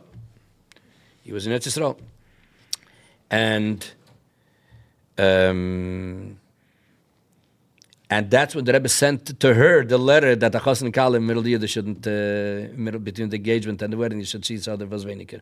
So that's not a good idea. That was to her. That was the Sarah Rivka. Mm-hmm. So she didn't go. About a month before the wedding, my grandparents went to Yechidus, and the Rebbe asked them, "What are the plans for the wedding?" So they said, "We're planning to make the wedding in Pittsburgh." This was 2 years after the Rebbe had stopped him. Right, the Rebbe didn't do it anymore. And the Rebbe on his own said that he had an idea that he would like to be Mesader Kedusha for Sarah Rivka. Because she went to Italy for a year, he would like to be Mesader Kedusha. But the Rebbe made two conditions. Condition number one is that they have to, that until the chuppah no one should know about it. And number two, that they should put together a bezdin, that the bezdin should paskin, that it should not be ein hara. Because the Rebbe stopped being Mesader Kedusha, and all of a sudden the Rebbe is making an exception. So what's the ein hara? As long as I can, people, it's shatik in ein hara. Okay. And I also know who the bezdin was. The bezdin was my uncle Darren, Dr. Twersky, and Rabbi Chin. There was a rabbi in Mikisport. And the Rebbe said, no, and the fact of making the chuppah here and the wedding there, you already have experience, so because right, my parents went. This happened. Okay. That's how it... Okay, so after the chasana, your parents lived... Crown Heights. But for that summer, my father was a mashpia or something in Gan Yisrael. For the summer. While there was a mashpia in camp, so he used to come once in a while to Crown Heights, to spend the day in 770, once in a while. And one time he was walking in the hallway, and Rabbi Chadukov saw him. And Rabbi Chadukov told him that you and your wife keep on writing to the Rebbe that you want to go on shlichus. By the way, the Rebbe started Ufaratzta, the whole Ufaratzta, Yud Beis Tammuz Tav Shir Chai. That's a week and a half after my parents' wedding. Yeah. That's when the Rebbe started Ufaratzta, Yud Beis Tammuz. Then the Maimer afterwards, all after Yud Beis Tammuz it started. So I told him, you keep on writing to the Rebbe, you want to go on shlichus. People like you cannot be sent on shlichus. So my father said, Favos, what did I do wrong? So he says, no, you didn't do anything wrong. My father at that time was a mashpia in Newark, in the yeshiva. So I thought there was a story that when your father was supposed to become mashpia, he didn't want it because he's not going to be able to go on shlichus. Is there any truth to that? No. Okay, it's not true. He wrote to the Rebbe before he went on, before this whole thing. No, after the Rebbe said that he's going to go on shlichus, so he wrote to the Rebbe that he was something about that. No. But I'm not following the story because... No, but when he went to Newark, what he wrote to the Rebbe was that he doesn't want to go because he doesn't want to leave Temchet Mimim. He doesn't want to get a job. And the Rebbe said, no, this is still considered Temchet Mimim, or something like that. No. Those days, there was no talk of shlichus when he was a bach. No. Oh, when he was a bacher, he was in Newark? Yeah. Oh, okay. I didn't understand that. Okay. Yeah, as a bacher, he went to Newark. The bachrim then were Shlomo Kunin, Avraham Lipsker, Got it. Eli Okay. Teitelbaum. These were... So he was in New York. So he's after whatever. The Chadikov tells him that you're in Newark, Right, okay? you're in Newark. And the Rebbe doesn't take people from one Moshe to another Moshe. Right. So my father told Rabbi Chadikov, oh, that could be taken care of. The person in charge of the yeshivas then was the Rashag, the Rebbe's brother-in-law, Rabbi Shmuel Gorari. His office was on the third floor of 770. You never saw this, but when you walked into 770, there's an elevator. There was a sign. And the sign said over there, the office from the United Lubavitch Yeshiva is auf dem dritten floor. Bitte nehmt dem elevator. I remember the first time I came to the Rebbe and I saw the word elevator. I wanted to know, what word is that? That's not Yiddish. What word is that, elevator? Yeah. Anyways, so my father went upstairs to the Rashag. And he told him they got married and he needs a raise. So the Rashag asked him, how much do you need?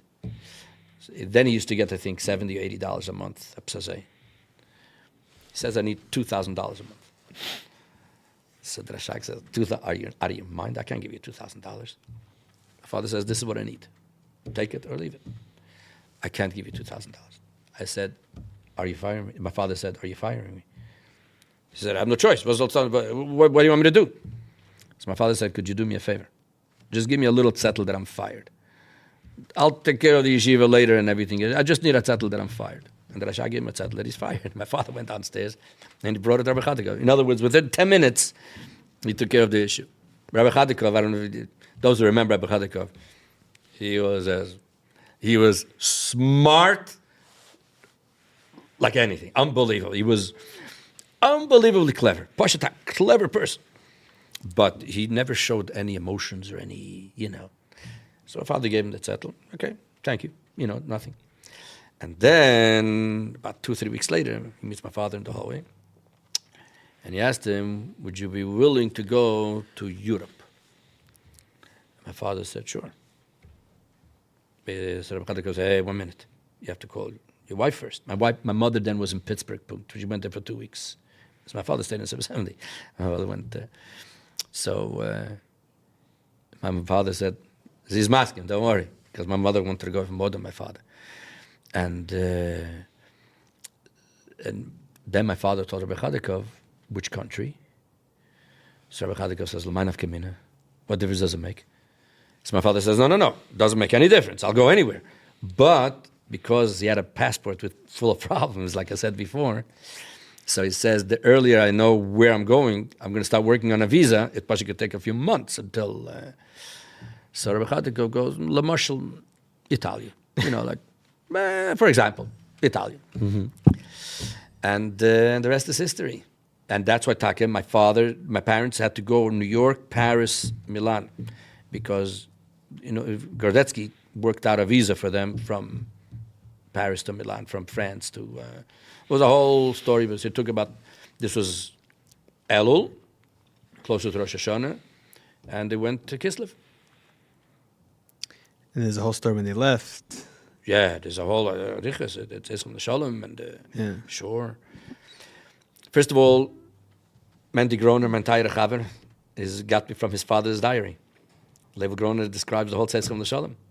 It was because they left on a Tuesday. There was a big Tzeitzchim from the Shalom on Shabbos and a big one on Sunday night. A ganze Nacht, allem verbracht, as the boilem ever, But they went to Yechidus. Not the day they left, before. And the Rebbe asked him, "Ir tut das besimcha v'tuv levav?" My parents were like shocked. We kept on writing how happy they are that they're going as shlichus, and the Rebbe's asking, "Are you going to do it besimcha v'tuv levav?" And the Rebbe gave him a whole bunch of tanyas. The Rebbe said sometimes you go on a plane, somebody may need a Tanya. Lepoil Dakin met somebody on the plane. And he came to my father. My father went around the plane. He started looking for Jews. He didn't find anybody.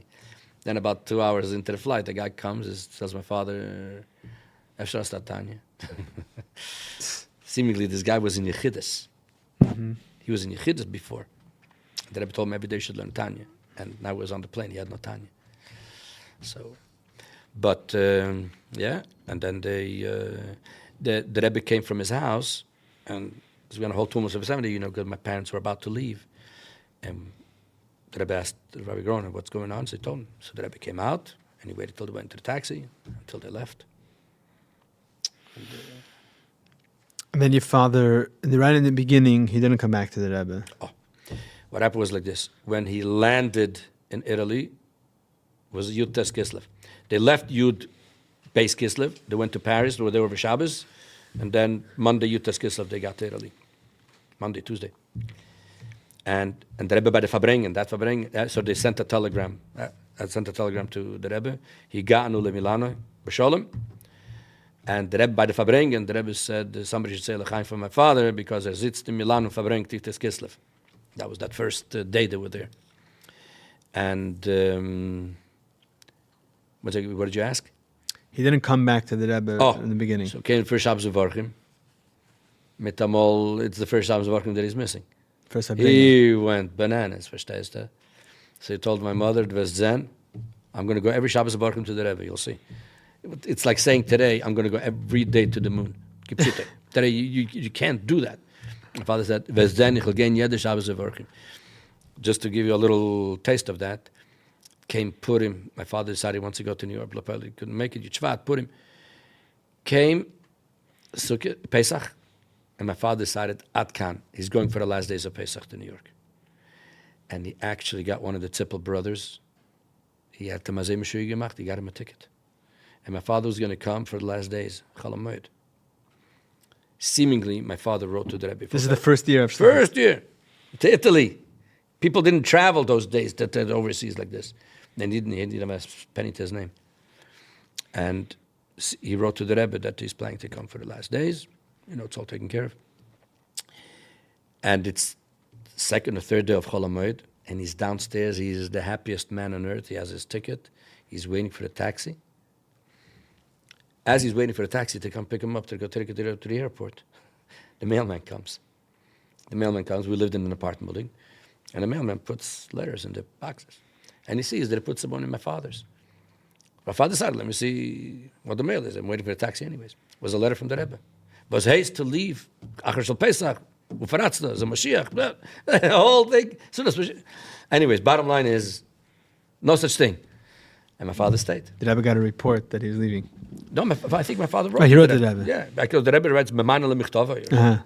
No, my father wasn't going to come to the Rebbe without permission. So he wrote to the Rebbe. But he wrote to the Rebbe, and that letter came as he's waiting for the taxi. That's why people see this letter in Igris. It doesn't say to who, to what. You don't see the Reichkeit of the letter. If you know that it's to my father, and he got it as he's waiting for the taxi, this is nicht normal. And the Rebbe sent it a week before. Because those days you send a letter from Milan, New York to Italy. Were there official rules then about when you're allowed to come to the Rebbe? Not yet. It started like the following year, because that's the next year, more shluchim are out. So it started the rule of every 2 years. But that rule did not apply to my father. The rule did not apply to my father to the extent. My father's, till 1970, 71, he used to come once a year. 2 times, I think he went twice. After Tafshel Lamed Aleph, that's when he started coming every 6 weeks. every Yom Pagra, he was here. And Rabbi Garelik one time told him, "Kannst kommen, wenn du willst, as long as you have a good reason." I'll give you an example of a good reason. Tafshel Lamed started Mi Yehudi. The Gezerah Hayum of Mi Yehudi, which I'm sure you have plenty on this. And my father got very involved in that. I could talk who knows how long about my father's involvement. And what my father did, in Crown Heights, there was a group called Igud Leman Kiyum Hayadus. Nobody knew who's behind this. One of them is still alive. I'm not going to say his name. If he wants, I will. But the people who are gone is Itche Springer. and whatever. It was That's 4 a people. chauffeur. That's the same thing? Chauffeur Association, Igel Makim Yabtas. These were the two. I think they had an So- office in 788. Yeah, I think I work in their office. yeah.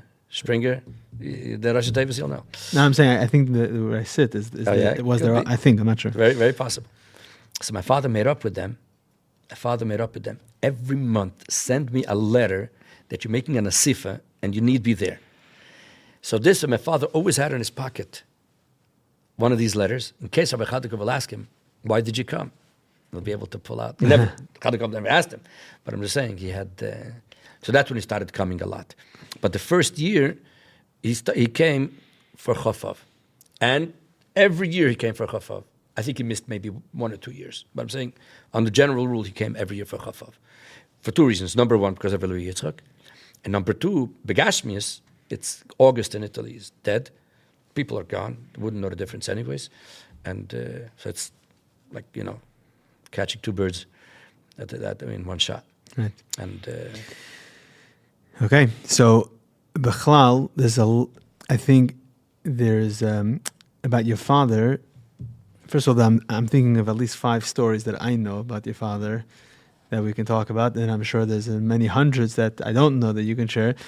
And this, I think we hope there's a book being written about this.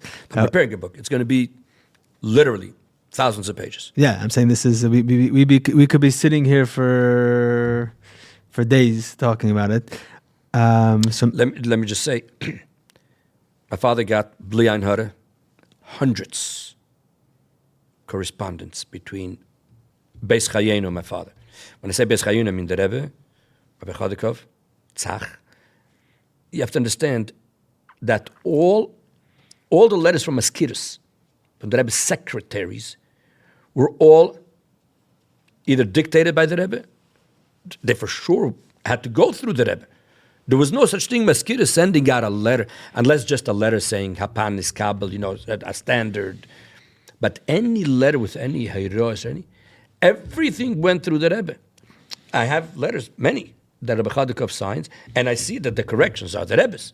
It's obvious, okay? So I have Bli Ein Hara, hundreds of documents. And you put a story to each one of them, you have right away. yeah. Verstehst?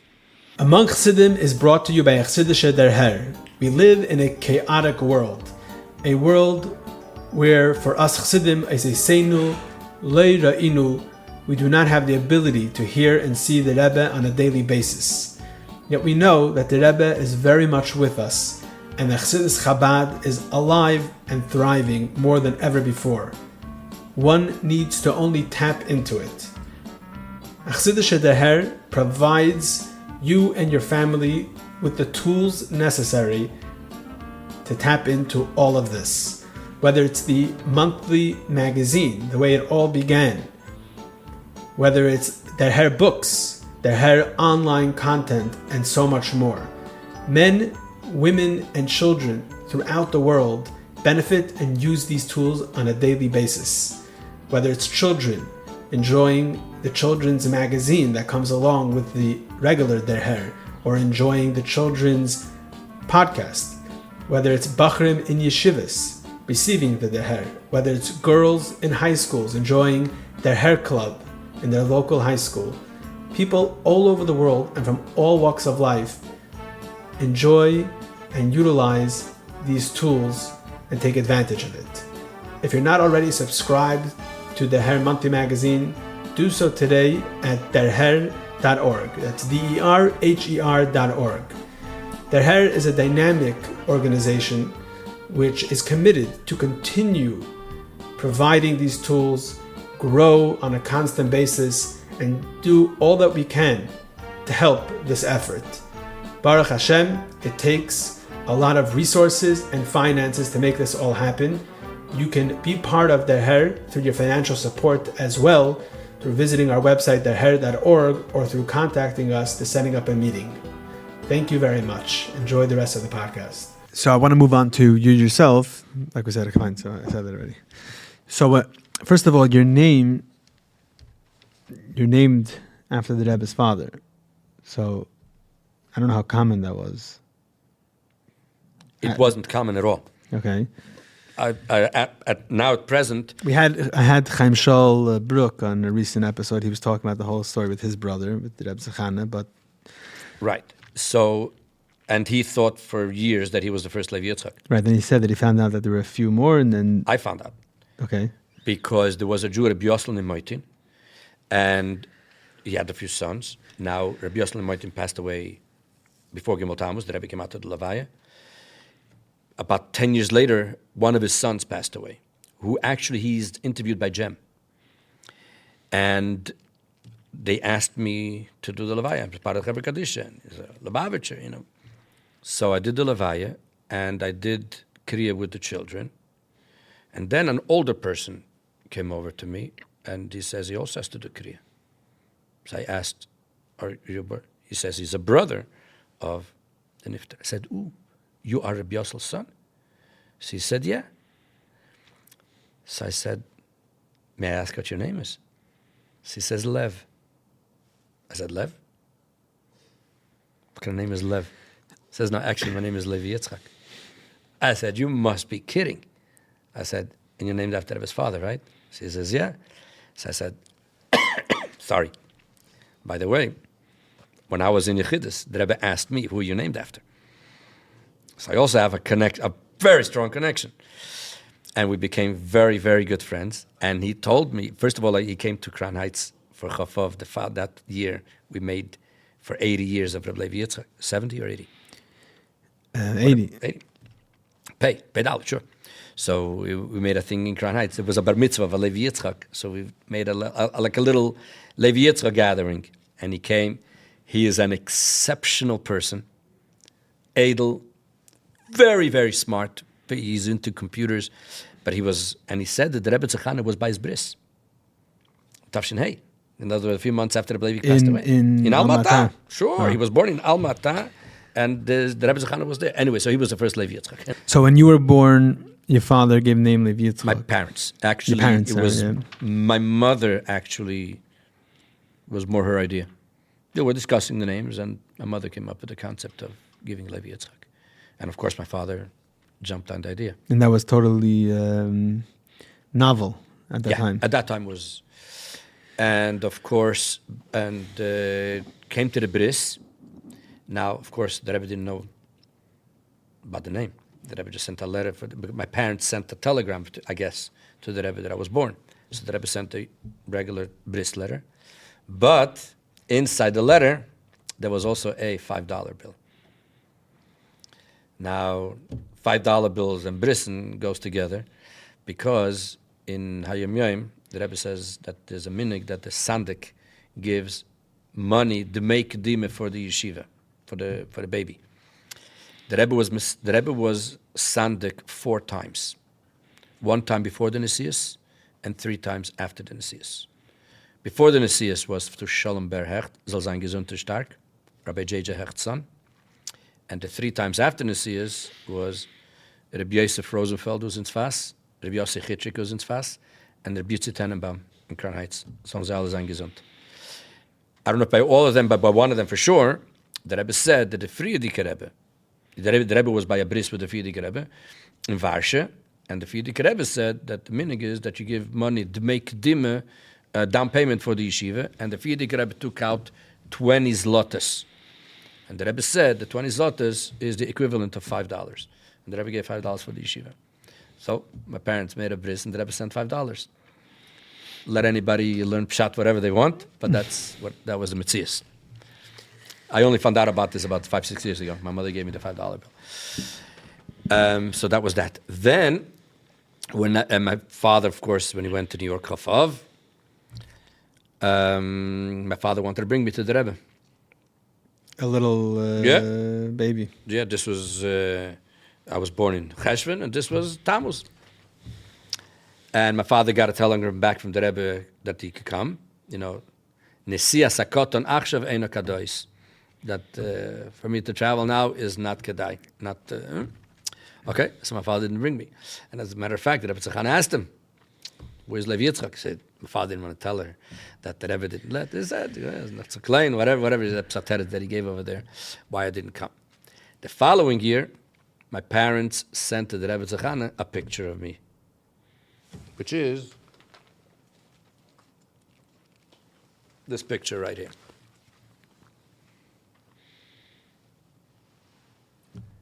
This is the picture that... The same. Now, it was bigger. It was about this size. I have one exactly the same size. Showing the camera. Yeah. Okay? But it was this picture. So, when the Rebbe Zechana got it, so my parents got a letter from the Rebbe Zechana. This is an original letter from the Rebbe Zechana. Mishpachas Garelik. Right? Here. Mishpachas Garelik hanichboda. Shalom uvracha. Hamichtav vatmunes kibalti b'mayadam. I received the letter and the pictures. Seemingly they sent more pictures besides for that one. Toda. Thank you. Hayalodim ne'imim v'yafim. The children are sweet and nice. Tekablu mehem rev nachas b'chol aprotim. You should get from them a lot of nachas in all the details. Kecheftzechem. As you wish. Now, Baruch Hashem, I have smicha. I have a few smichas. But this is my smicha. Where she writes, Levi Yitzchak bli ein hore a ganzer Bocher. Levi Yitzchak a ganzer Bocher. I was only 3 years old at the time. Okay? Bebirchas kol tov asayim, tereshe shleimim v'atzlachaschem, and her signature. And then dash ve'ichulim tovim leha alma Posner. Good regards to my aunt Sarah Rivka, who was there as a girl, Posner. Can you show it to the camera? Sure. But put a little closer. Perfect. Here's the letter, and here is the envelope, where you could see C.H. Schneerson, 1418 President Street. And this actually collected miles, because as you can see, first it was returned to the Rebbetzin for additional postage, 10 cents. So, Einzach. Then it was sent to Gan Yisrael. Seemingly they received it in Gan Yisrael, and my parents had already left Gan Yisrael. It was already after the summer. So they wrote Via Carlo 16 Milano, and that's how it got to my parents. So it took a little while till it got there, but it finally got there. So, you can see over here, the Levi Yitzchak Blein Hora Gamdavar, so she was very appreciative of the Levi Yitzchak. Lepoyel, I never saw the Rebbe Zechana, but she saw me every day. And you're going to ask how? Because the Rebbe Zechana, she lived in 1418 President Street. Today it's very all redone. The yeshiva redid the whole building over there. But the way it was, there were 2 doors, 1414 and 1418 President Street. When you went to 1418, there was a long hall, stairs to go to the upstairs floors. It was an apartment building. Downstairs there were 2 apartments, one on the right, one on the left. The Rebbetzin lived on the one on the left. Now, when you went into the apartment, the first room was like a dining room, living room. There was a table with chairs, a couch, and a break front, like a mobilizer. Now, the Rebbetzin had 2 pictures of the Rebbe in that dining room. First, she had on the wall, somebody gave her in a frame, 4 small pictures and 1 bigger picture in the center. The 4 small ones were the Alte Rebbe, Tzemach Tzedek, the Rebbe Rashab, and the Fiedike Rebbe. Of those we have pictures. And the middle, the Rebbe, this was hanging on the wall. When the eunuch family got married, Rebbe eunuch got married that we mentioned before, he was very close to the Rebbetzin because he came out from Russia then with the Rebbetzin. The famous picture that we have of the Rebbe Zechana is from the eunuch wedding. Right. Because he was very close to the Rebbe Zechana. So actually, the picture of the Rebbe Zechana, you could get the original picture, has the head table.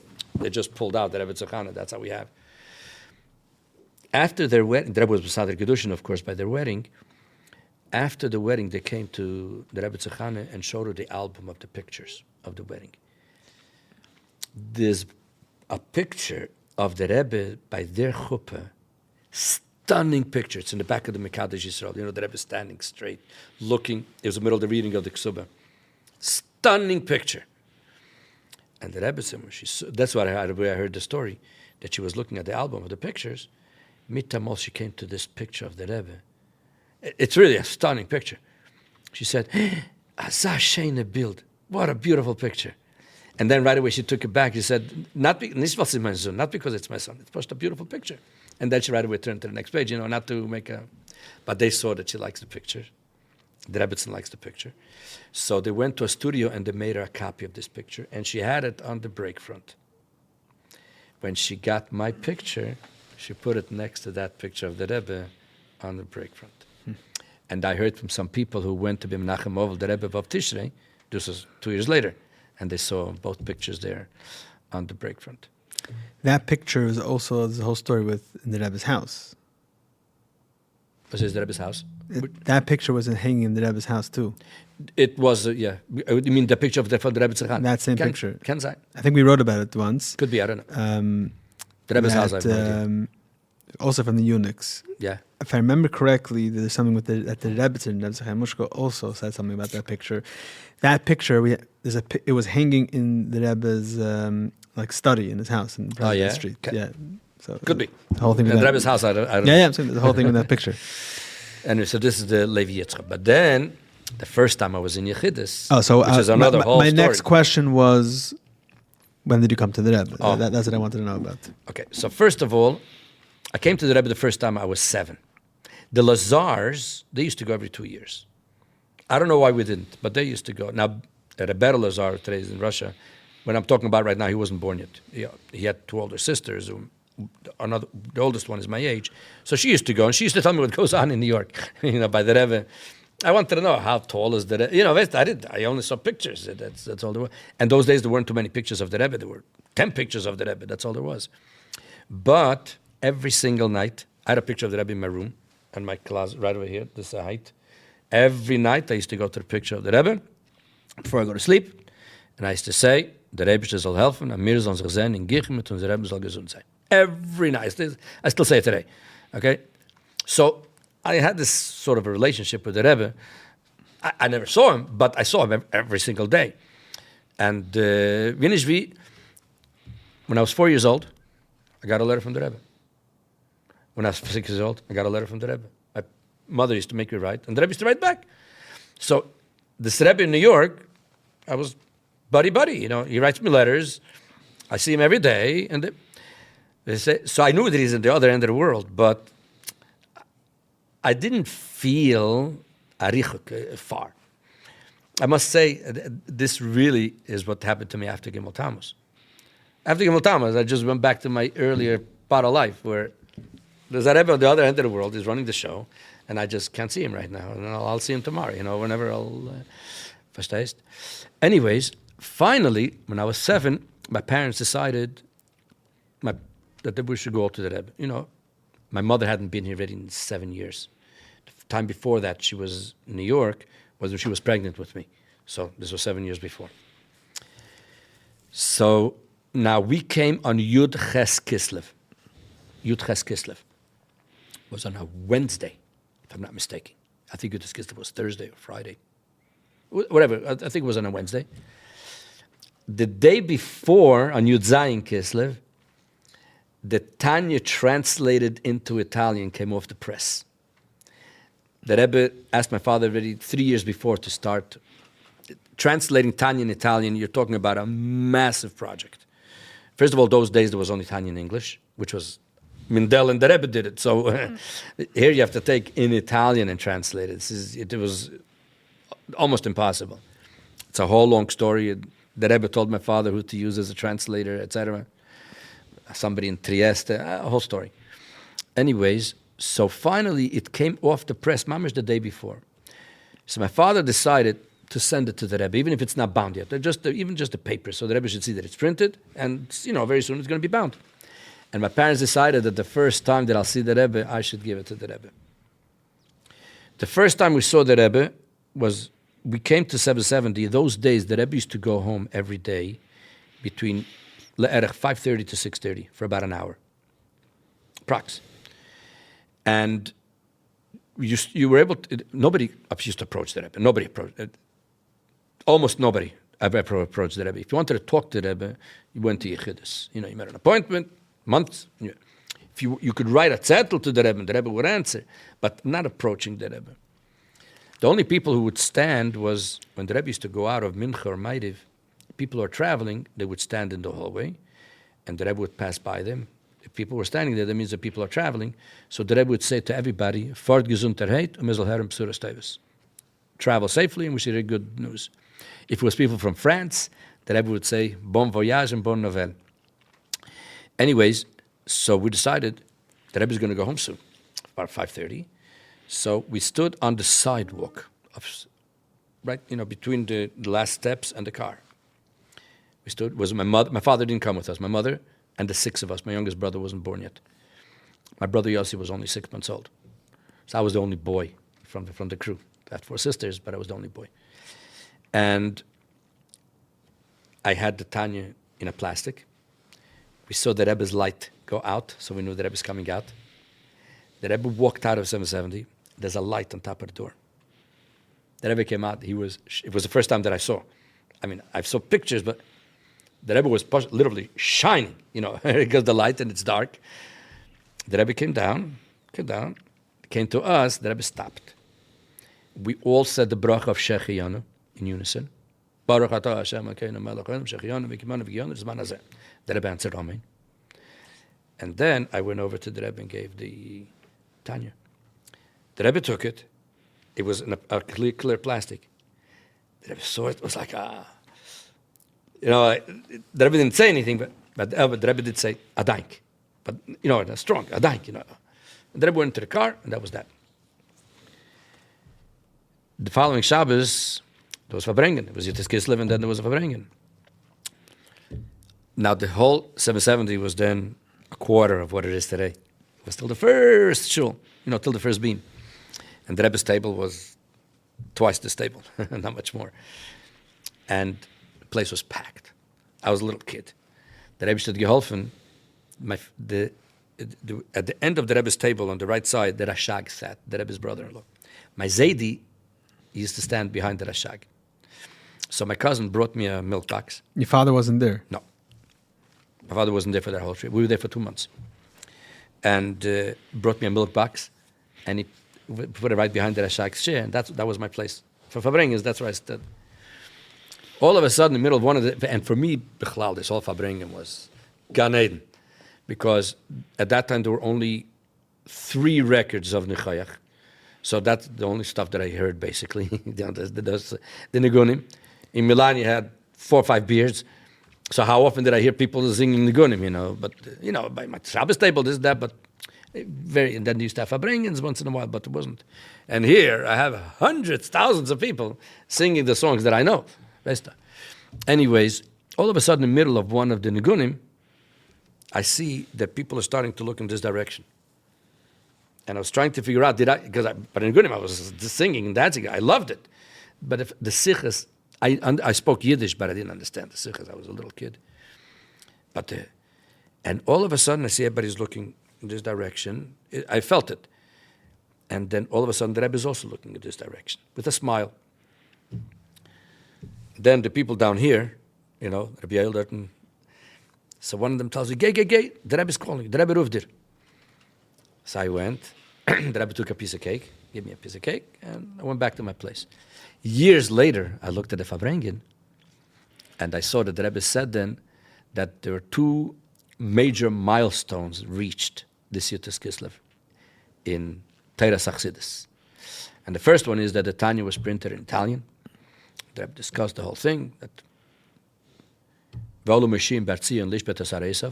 then the first we have to refine Esav, and then where's Esav? Says Rashi in Chumash that when Yitzchak blessed Esav, told him, you're going to have the fattest of the lands. What is that? Says Rashi, Zu Italia Shel Yovan. Italy, clear.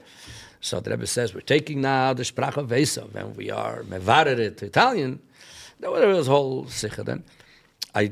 Many years later, when the Igros Kodesh came out, the letters from the Rebbe sent a Tanya in Italian to Shazar, the president of Israel. He doesn't speak Italian, but the Rebbe explains to him that in the pasuk it says when the Rivka was pregnant that they were fighting. It says when Keshazek comes, they're neufel. Right? When Esav is above, Yaakov falls down. And so during the time of Golus, Esav is on top. When Mashiach kommen, Yaakov will be on top. So the Rebbe says, now we're taking Esav and look in the letter. That's a very geschmacka letter. So... Hemshech to that, the Rebbe gave you the... I'm making 1 + 1 = 2. It was that Fabrengen, and the Rebbe said that, so I would assume that that's what it was. That was one thing. Kislev. Now comes Chanukah. So I davened every single mincha ma'ariv with the Rebbe upstairs. With the Rebbe was davening in the small zal. It was very noticeable because I was right there, right after the Rebbe's table. And one time I walked out after ma'ariv, it was Chanukah. I walked out after the Rebbe left. I see that there's somebody. I see that from the back. I didn't realize it was the Rebbe. And my mother was in the hallway and she was like looking down. I saw the Rebbe was pulling out from his back pocket here silver dollars for Chanukah geld.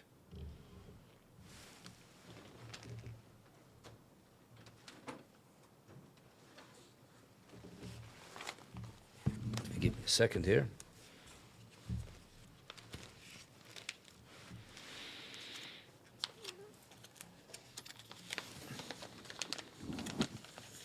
This is a silver dollar that I got from the Rebbe. Chanukah Tav Shin Chav Ches.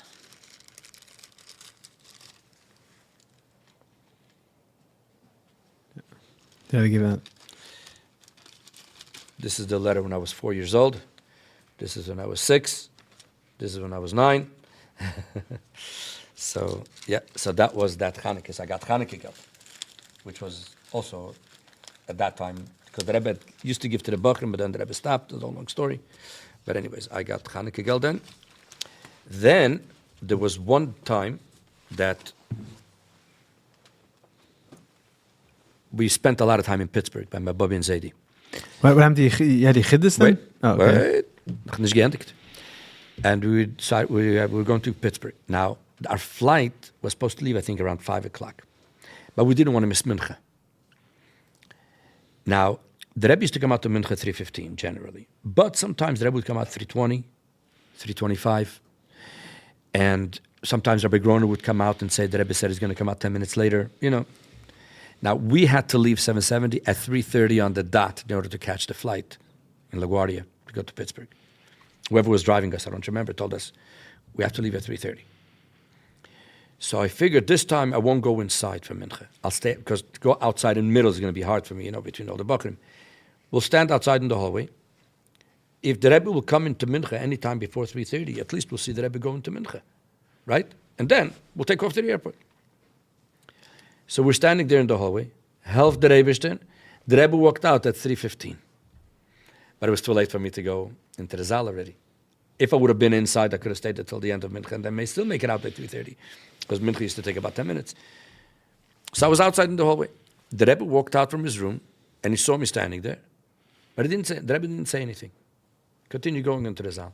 But I remembered that the Bachrim were shushking, because the Rebbe looked something, okay.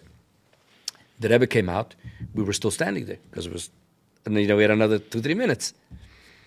The Rebbe walked out. He saw me standing there. He stopped right by the elevator. The Rebbe called me over. The Rebbe asked me, "Far was hast du nicht gedammt Mincha mit mein Minyan? Why didn't you daven Mincha with my Minyan?" Some people said over there, the Rebbe said, "The Rebbe's Minyan." I don't know. I think the Rebbe said, but I remember clearly what it looked like. The Rebbe asked me, "Far was hast du nicht gedammt Mincha mit mein Minyan?" That was that. I'm saying that's how the relationship. We left Yud Gimel Shvat back to New York, to Milan. Came here to Kislev to Yud Gimel Shvat. Yud Gimel Shvat was on a Tuesday. Yud Shvat that year was Friday Shabbos, because I remember Friday night, everybody prepared like there's going to be a Maimer, because Tavshich of Dalet, there was a Basiligani on Friday night. Like you described by the previous Rebbe Rebbe, governor. But Lepoil, the Rebbe walked in, and the Rebbe, so they told the Rebbe that they thought there's going to be a Maimer. The Rebbe said, no, tomorrow. Anyway, but I remember that Yud clearly. We were standing outside, Mincha was going to be at 3:15, Yud Gimel Shvat, so we figured, let's come to Mincha. So we came about 2:45, the Rebbe talked to this one, talked to that one. We were going back to Italy for my mother, she wasn't here already in 7 years, and who knows, next time when she's going to come back. As we were talking to some people there, Rabbi Chadakov happened to pass by, the Rebbe's secretary, number one secretary. He happened to pass by and went to the Rebbe's room for something, like he used to do during the day. He came out and he said these words, "The Rebbe will sehen Mishpachas Garelik auf Yechidus jetzt." The Rebbe wants we should go into Yechidus right now. You were scheduled to go a different time. No, we were going back to Italy that day. My mother went when we came, right away. She had a Yechidus. She had it. What happened was, she came, and the first Yechidus night after we came, the Rebbe asked Rabbi Chadukov, why didn't my mother go in that night? Rabbi Chadukov said, because it wasn't prepared. So she went the next night, or whatever. So she went to Yechidus then. But now the Rebbe wanted to see the whole family, because at that time, my little ones had gone to Pittsburgh already. They stayed there most of the time. Anyways, so we went to Yechidus. When we came in, you were able to see that Rebbe was waiting for us. The table was clear. There was nothing on the table. Yeah, the telephone, 2, 3 little things. But I'm saying, and the Rebbe was sitting with his hat, mamash. We went in. The Rebbe spoke to my mother for a while. I don't know how long. And later I found out it was mostly about me. They didn't want to know who's my Melamed, what do I learn, how they're managing, but, all kinds of stuff. Then the Rebbe spoke to her a bunch of other things. Then the Rebbe spoke to my older sister. Then the Rebbe turned to me. And the Rebbe asked me, "Was ist dein Name? What is your name?" So I said, Levi Yitzchak. Was lernst du? What do you learn? So I said, Chumash. Welke Chumash? Which Chumash? Bereshis. Welke Parsha? Toldos. Was mean Toldos? What does Toldos mean? I said, the Kinder, the children. Wem is Kinder? Whose children? Yitzchak's. Wer is given Yitzchak's tate? Who was Yitzchak's father? But it took a while, everything with a smile, very, Wer given Yitzchak's tate? Avram. Wer given Yitzchak's Kinder? Who were Yitzchak's children? Yaakov and Esav. Then the Rebbe asked, "Wer is given mer Frum?" Now, I spoke Yiddish, a good Yiddish, but the word Frum I never heard. For whatever reason, I don't know if in Italy they don't use it, I don't know, but I never heard the word Frum. So I turned to my mother, and to my mother I talked to her in Italian. So I told her, "Non capisco quella parola." I don't understand that word. But my mother was standing like this, verstehst du? I reminded myself, Lazar's, the oldest daughter, I told you she's my age, she one time told me, don't ask me where she heard, that the Rebbe speaks Italian. So I reminded me, where she knows from, I have no idea. But she told me, the Rebbe speaks Italian. Later I found that out on my own. That's another whole story. I had stuff. But, so I turned, looking back at the Rebbe, I figured, wait a second, the Rebbe speaks Italian, right? He heard what I asked my mother, right? I looked back at the Rebbe, and the Rebbe with a big smile, the Rebbe says, "Wer ist given mer gut?" So I said, Yaakov. In other words, the Rebbe understood what my issue was, that Yaakov. So the Rebbe said, "No, ei bazei lo mir reden wegen Yaakov." That's the case, let's talk about Yaakov. Then the Rebbe asked, "Weißt du, Yaakov hat gehabt Kinder? Do you know if Yaakov had any children?" She said, "Yep. I had a mazel. When I came that trip, Italian kid, my cousins, my uncles, everybody went crazy, because the first time they see us, I got so many presents. And boom, about 2 weeks before, I got a present, a puzzle of the 12 Shvatim. So I knew. So the Rebbe asked me, "Weißt du, Yaakov hat gehabt Kinder?" Because it's the next parsha, Parsha 12, Vayetze. So I said, "Yep." So the Rebbe said, "Weißt du Zeir and Emen? Do you know their names?" I said, "Yep." So the Rebbe says, "Fang an sagen, start saying." So I said, Reuven, Shimon, Levi, Yehuda, Dan, Naphtali. The Rebbe raised his hand. I'll never forget that. Genug. Enough. I said, okay. The Rebbe asked, "Was given the name von the dritter?" What was the name of the third son? So I said, Levi. Was is dein Name? What is your name? Levi. The next question, I am 99% certain that the words were, "Wie stimmt es?" Like, who's Levi here? Something like that. At that time, I don't know. I knew I just have to. There's no wasting time. Yeah. So I told the Rebbe steht beschaffen 2 Levis. The Rebbe created 2 Levis. I was 7 years old. Okay. Wie stimmt es that you're Levi and that Levi, do Levi, like something like whatever. So I said the Rebbe steht beschaffen 2 Levis. Okay. Then the Rebbe, not serious, but like a more, like a more I'll never forget that. And the Rebbe says, "Und nach wem bist du angenommen? Who are you named after?" I was thinking, how do I do it? In Italian, I knew how to say yours to a king. I knew. But in Yiddish, I had no clue. How are you supposed to say in Yiddish to a king? Your deine, seine. What are you supposed to do? And to say to the Rebbe's tate, I also didn't want. I don't want to say the Rebbe in front of the Rebbe, but I decided I'm not taking any chances. And I said, the Rebbe's tate. When I said the Rebbe's tate, the Rebbe gave me a big smile. And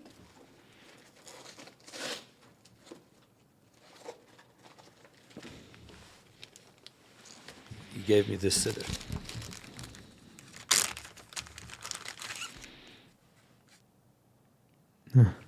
This is the siddur I got. Yud Gimel Shvat Tavshin Chav Ches. Israeli siddur. The Israeli siddur, which has everything in here, right? Tehillim and actually I give it to a lot of kalas to daven on the day of the wedding, whatever. But this is what the Rebbe gave me then in Yechidus. So you asked before about the Yechidus. This was the Yechidus. But I remember going into daven mincha after that with this siddur. And I remember we came into the Zal, everybody was waiting for mincha. We were there for at least a half hour because it was way after 3:15. And I remember I was davening with everybody, was talking about the siddur, you know. So you went back to Milan, and what were the subsequent visits by the Rebbe as a child? So after that, I came to the Rebbe when I was 10 and a half. I came in Tafshin Lamed Beis, 1972, Tishrei. I was going to be here for the whole Tishrei, but my cousin wasn't where I was supposed to stay, wasn't feeling well. So I was in Pittsburgh for the first, till the Rosh Hashanah Yom Kippur and the first days of Sukkot. And I was here for Simchas Torah. But at that half a year, I learned in Pittsburgh. So I came in for Yutas Kislev, I came for Yud Shvat, I came in for Purim, I came in for Yud Aleph Nissen.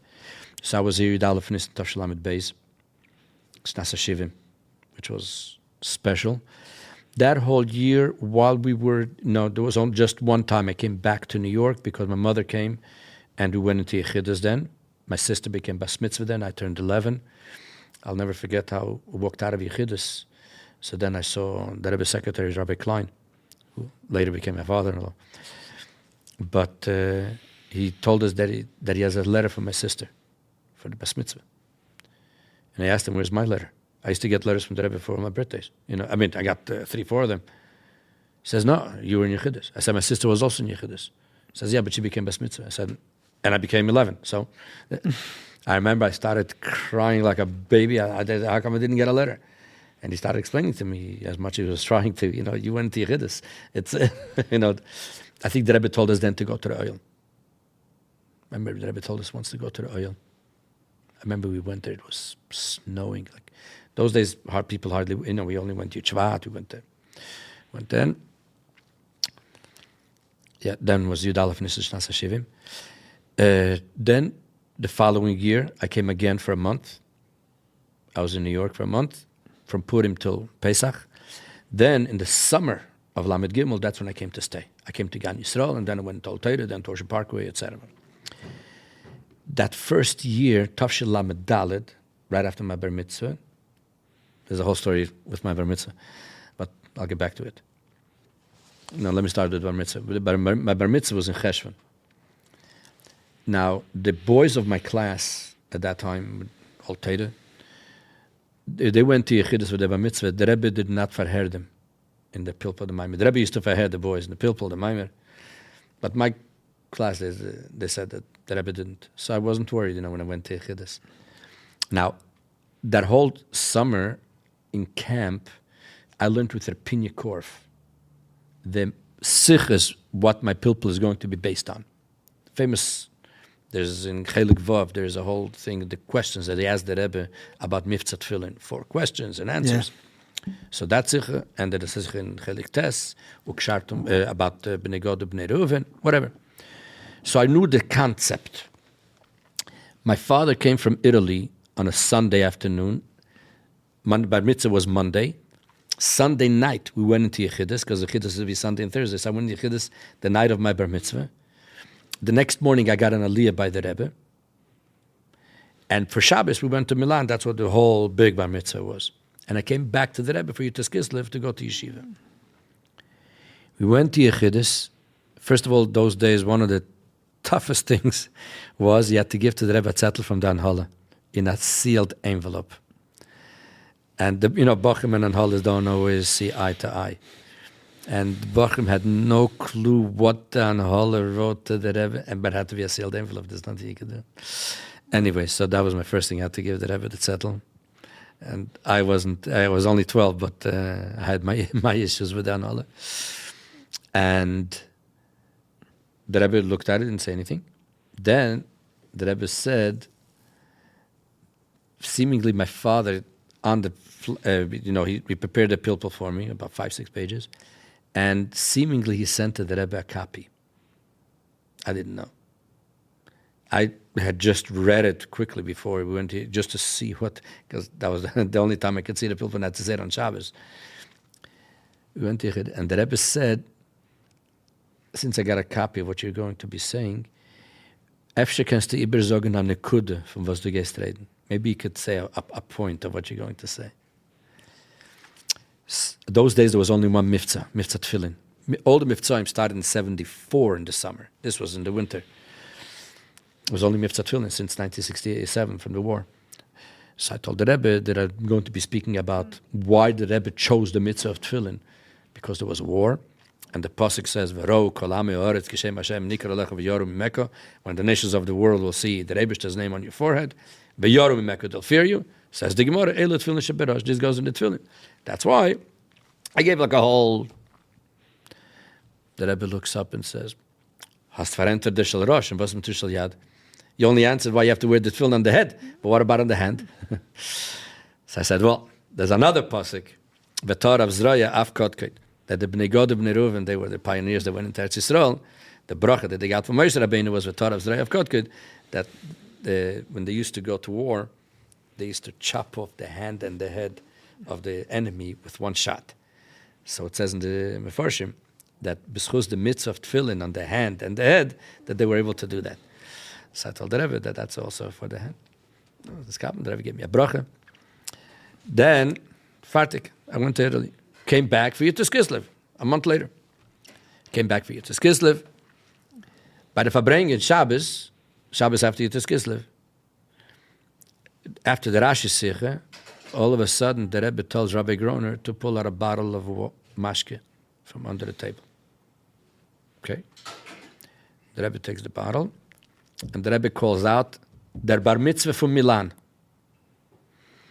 I was thinking, is it me? My bar mitzvah was a month ago. I'm done. So I didn't go. I thought maybe there's somebody, I don't know, weiß nicht. So Rabbi Groner, he was standing next to the Rebbe, he sees me, okay. So I came up, but I had no cup, I wasn't ready. Usually, Rabbi Groner used to have in his pocket cups. He had no cups. There's no cups. All of a sudden, the Rebbe is standing there with the bottle. I'm standing there. I'm waiting for nicht a cup.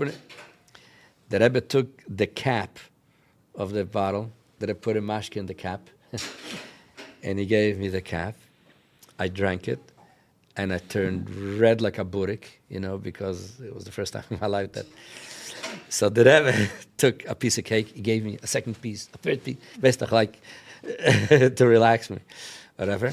And then the Rebbe closed the bottle. And the Rebbe said, "Sollst teilen a bissel da und die Iberike in Milan."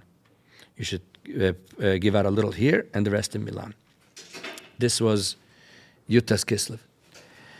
So the next day I wrote to the Rebbe that I came to go to yeshiva. But if the Rebbe wants to go back to Milan, I'll go back tonight. No. So the Rebbe answered like this. I don't remember the exact lashon. I have it written somewhere.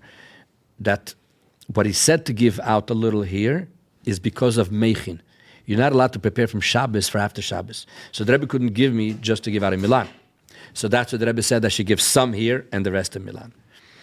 I wrote to the Rebbe that I was planning to come here till Pesach, and the Rebbe said, when I'll go back for Pesach, that's when I should give it out. So I don't have to go back special. Fine.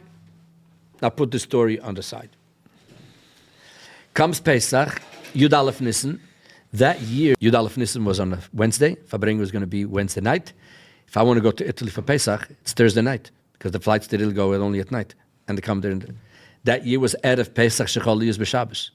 It's Erev Pesach is Shabbos. So I'm going to get there when? Friday afternoon. Now Friday afternoon, and I still have a bottle of mashke that I have to go. I'm not even going to be in shul for Shacharis because I'm just arriving 11, 12 o'clock. It's Erev Pesach. So I was thinking, I should go Wednesday night. Mr. Farbrengen, but I have to give out the mashke. I was like stuck in a couple of days before, and I didn't know what to do. Half the Rebbe, my mother came for Yud Aleph Nisan. But she was planning to leave before the Farbrengen to get there Thursday. Came Yud Aleph Nisan in the morning, that Wednesday morning, and the Rebbe came from his house. It was a beautiful, bright day. Now, the people didn't stand around the Rebbe. Later years, people started standing. When the Rebbe came, there was nobody in sight. So we were almost by the corner of Kingston Avenue. We watched the Rebbe go out of his car. Fartik, when the Rebbe went to 770, so we went towards 770. As we come towards 770, Rabbi Klein comes out. He sees us, and he goes like this, and he asks us, did you see the Rebbe? I said, yeah. Did the Rebbe see you? I said, I have no idea. Well, he saw you, and he wants to see you again. He tells my mother and myself, going to Gan Eden Tachten. Okay, we went to Gan Eden Tachten. The Rebbe came out from his room with a pack of Agodas. That was the first year that came out a Haggadah hardbound. Now the Haggadah is like this. But those days it was like this. So you had the Haggadah, which was thin, like a booklet, like all the... You're talking about the Rebbe's Haggadah? The Rebbe's Haggadah. Yeah. So you had the Kuntreisim, like, till Tashlamid Gimel. Then there was this first bound one. The Rebbe had a bunch of bound ones and a bunch of Kuntreisim. And here, the Rebbe had Michtavim Klolim. This is how the Rebbe came out, like this. The Rebbe gave my mother a thick Haggadah. Then the Rebbe gave for my father, and my father wasn't there, a thick Haggadah for my father. Then the Rebbe asked me, do Shem Bar Mitzvah? I was thinking, Rebbeinu Shalom. The Rebbe even gave him mashke. But the Rebbe asked, do Shem Bar Mitzvah? I didn't answer, of course. And the Rebbe gave me a thick Haggadah. Then the Rebbe asked me, dein ältere Schwester ist in Bas Mitzvah? Your older sister is in Bas Mitzvah? Of course I didn't. And the Rebbe gave it to me or to my mother. I remember he asked me, dein ältere Schwester ist in Bas Mitzvah? Then there was only thin ones left. The Rebbe told my mother she should say the names of the next children, and he's going to give Haggadah for each one. And so the next one is Sasha. She was 11 on the Bas Mitzvah. The Rebbe took each Haggadah. The Rebbe looked like this. No, the Haggadah is like this, like this, like this. Das ist for Sasha. Next one, Sterne Sarah. The Rebbe looked like this, like this, like this. Das ist for Sterne Sarah. All of the Haggadahs. Then there was one left. Once the Rebbe gave for all the children, there's one left. The Rebbe took out the Michtavim Klalim. The Rebbe gave one to my mother in Yiddish. Then the Rebbe gave one in English. Then the Rebbe said, "Me soll es übertauschen auf Italienisch." Then the Rebbe gave for my father a Michtav Klali in Yiddish. And the Rebbe said, that English darf nicht haben. English one he doesn't need. Then the Rebbe gave me a Michtav Klali, and he gave for my sister. Then there was one Haggadah left. I was dying who is this one for? And as soon as that happened, the Rebbe said, und die Haggadah soll man geben Daniels. There was a Jew in Italy, Rebbe Daniel Daniels. As a matter of fact, I see on the WhatsApps, they would send out all the shlichus, so they have a picture of Yud Aleph Nisan Tav Shalamed Beis. If you look on the Rebbe's right, there's a guy with a mustache. That's Mr. Daniels. Not gonna go, it's a whole long story who Mr. Daniels is. So the Rebbe said to give it to him. Fartig. Then the Rebbe asked my mother something private. That was it. Fartig. And then we went to Maskiris. Started writing into each Haggadah who it belongs to, As we're doing that, mitamol, zzz, when the Rebbe used to buzz from his room to Maskiris, it was like a zzz, So Rabbi Klein picks up the phone. The Rebbe wants we should come back. So we took the whole thing back. We went back to Gan Eden and the Rebbe was there waiting. And the Rebbe asked back for the one for Daniels. which was a thin one, and the Rebbe gave a thick one. Ah. And the Rebbe said, is das wert. He deserves it. Fine. That was that. We went back into... By the way, you know that Yud Aleph Nissen, the Rebbe said one time, a day of his Beidadus, don't talk to anybody. Baruch Hashem, we got 2 Yechidus. And anyways, went back at the Maskiris, the right weiter, and all of a sudden, zzz, again the Rebbe is calling. So we waited, and the Rebbe spoke a minimum of 3-4 minutes. He was talking, and Rabbi Klein was listening, and the Rebbe is talking. Finally, he closed, so he says, no, you don't have to go back. The story is as follows. The thick Haggadah, right, what is it? In the beginning, they have the Haggadah with the Rebbe's Ha'aris. Then later, they added shlichus and letters. The last thing in the Haggadah is the Siyum on Masechta Psachim, which is printed in Likutei Sichos Chelik Yud Aleph, the end of the Masechta. The last words, mamish, on the bottom, the Siyum of it talks about Shechiyanu, Pidyon Ben, Bris Milah. So the end mamish is that what's the reason why we don't say Shechiyanu by a Bris Milah? Mishum tzara diyanuka, because of the tzar of the baby. When the Rebbe received the Haggadah that the Vad printed, the Rebbe said it's no good, because a sefer has to finish with something good. Simon B'Toiv. And here you finished off with something bad. Now, they already had printed the Haggadah. They didn't know what to do. Now, there's 2 versions to the story. I'm going to tell you the version the way I remember it from then, and then how I heard this year, a different version, but I'll still stick to mine. So what I heard then was that the Rebbe told the Vad that they have to figure out what to do. So they asked the Rebbe, what should they do? The Rebbe said they should make a stamp with something there, and this way, it'll be finished. So at least then I heard that the Vad decided to put Lashon Haba B'Yerushalayim. Here they are, not over there. You have to learn all the things. That's Lashon Haba B'Yerushalayim. So the Rebbe basically told Rabbi Klein that I should go upstairs to the Vad, because these Haggadahs that the Rebbe have doesn't have the Lashon Haba B'Yerushalayim. So therefore I should go upstairs. But the Rebbe told my Rabbi Klein the whole story, that how they printed, and it was you have to Messiah B'Dover Tev. So I went upstairs to the Vad. I remember I walked into Rabbi Oltein, Rabbi Shapiro, Zalman Chanin was there, and Mitamol, I told, and Shalom Jacobson. And I told them I was by the Rebbe now, and the Rebbe gave us Haggadahs, and they were so happy because this was the first time they heard some back from the Rebbe about the stamp. This year I heard a version that they decided to put Lashon Haba B'Yerushalayim. At that time I heard that the Rebbe said, but whatever. Bottom line is that's what it was. So, once I got the Haggadah and those, I already went back Wednesday night, and I missed the upbringing of Yud Aleph Nissen Tafshel Lamed Dalet, but the Raila gave out the mashke, etc. Right. So that was a hemshech to my bar mitzvah. Okay, so in the questions that I prepared, we didn't get to a lot of them still. So I should have anticipated this before. So I think what we're going to do is, Bli Neder, we're going to have to do a part 2 to this. 2, 3, 4.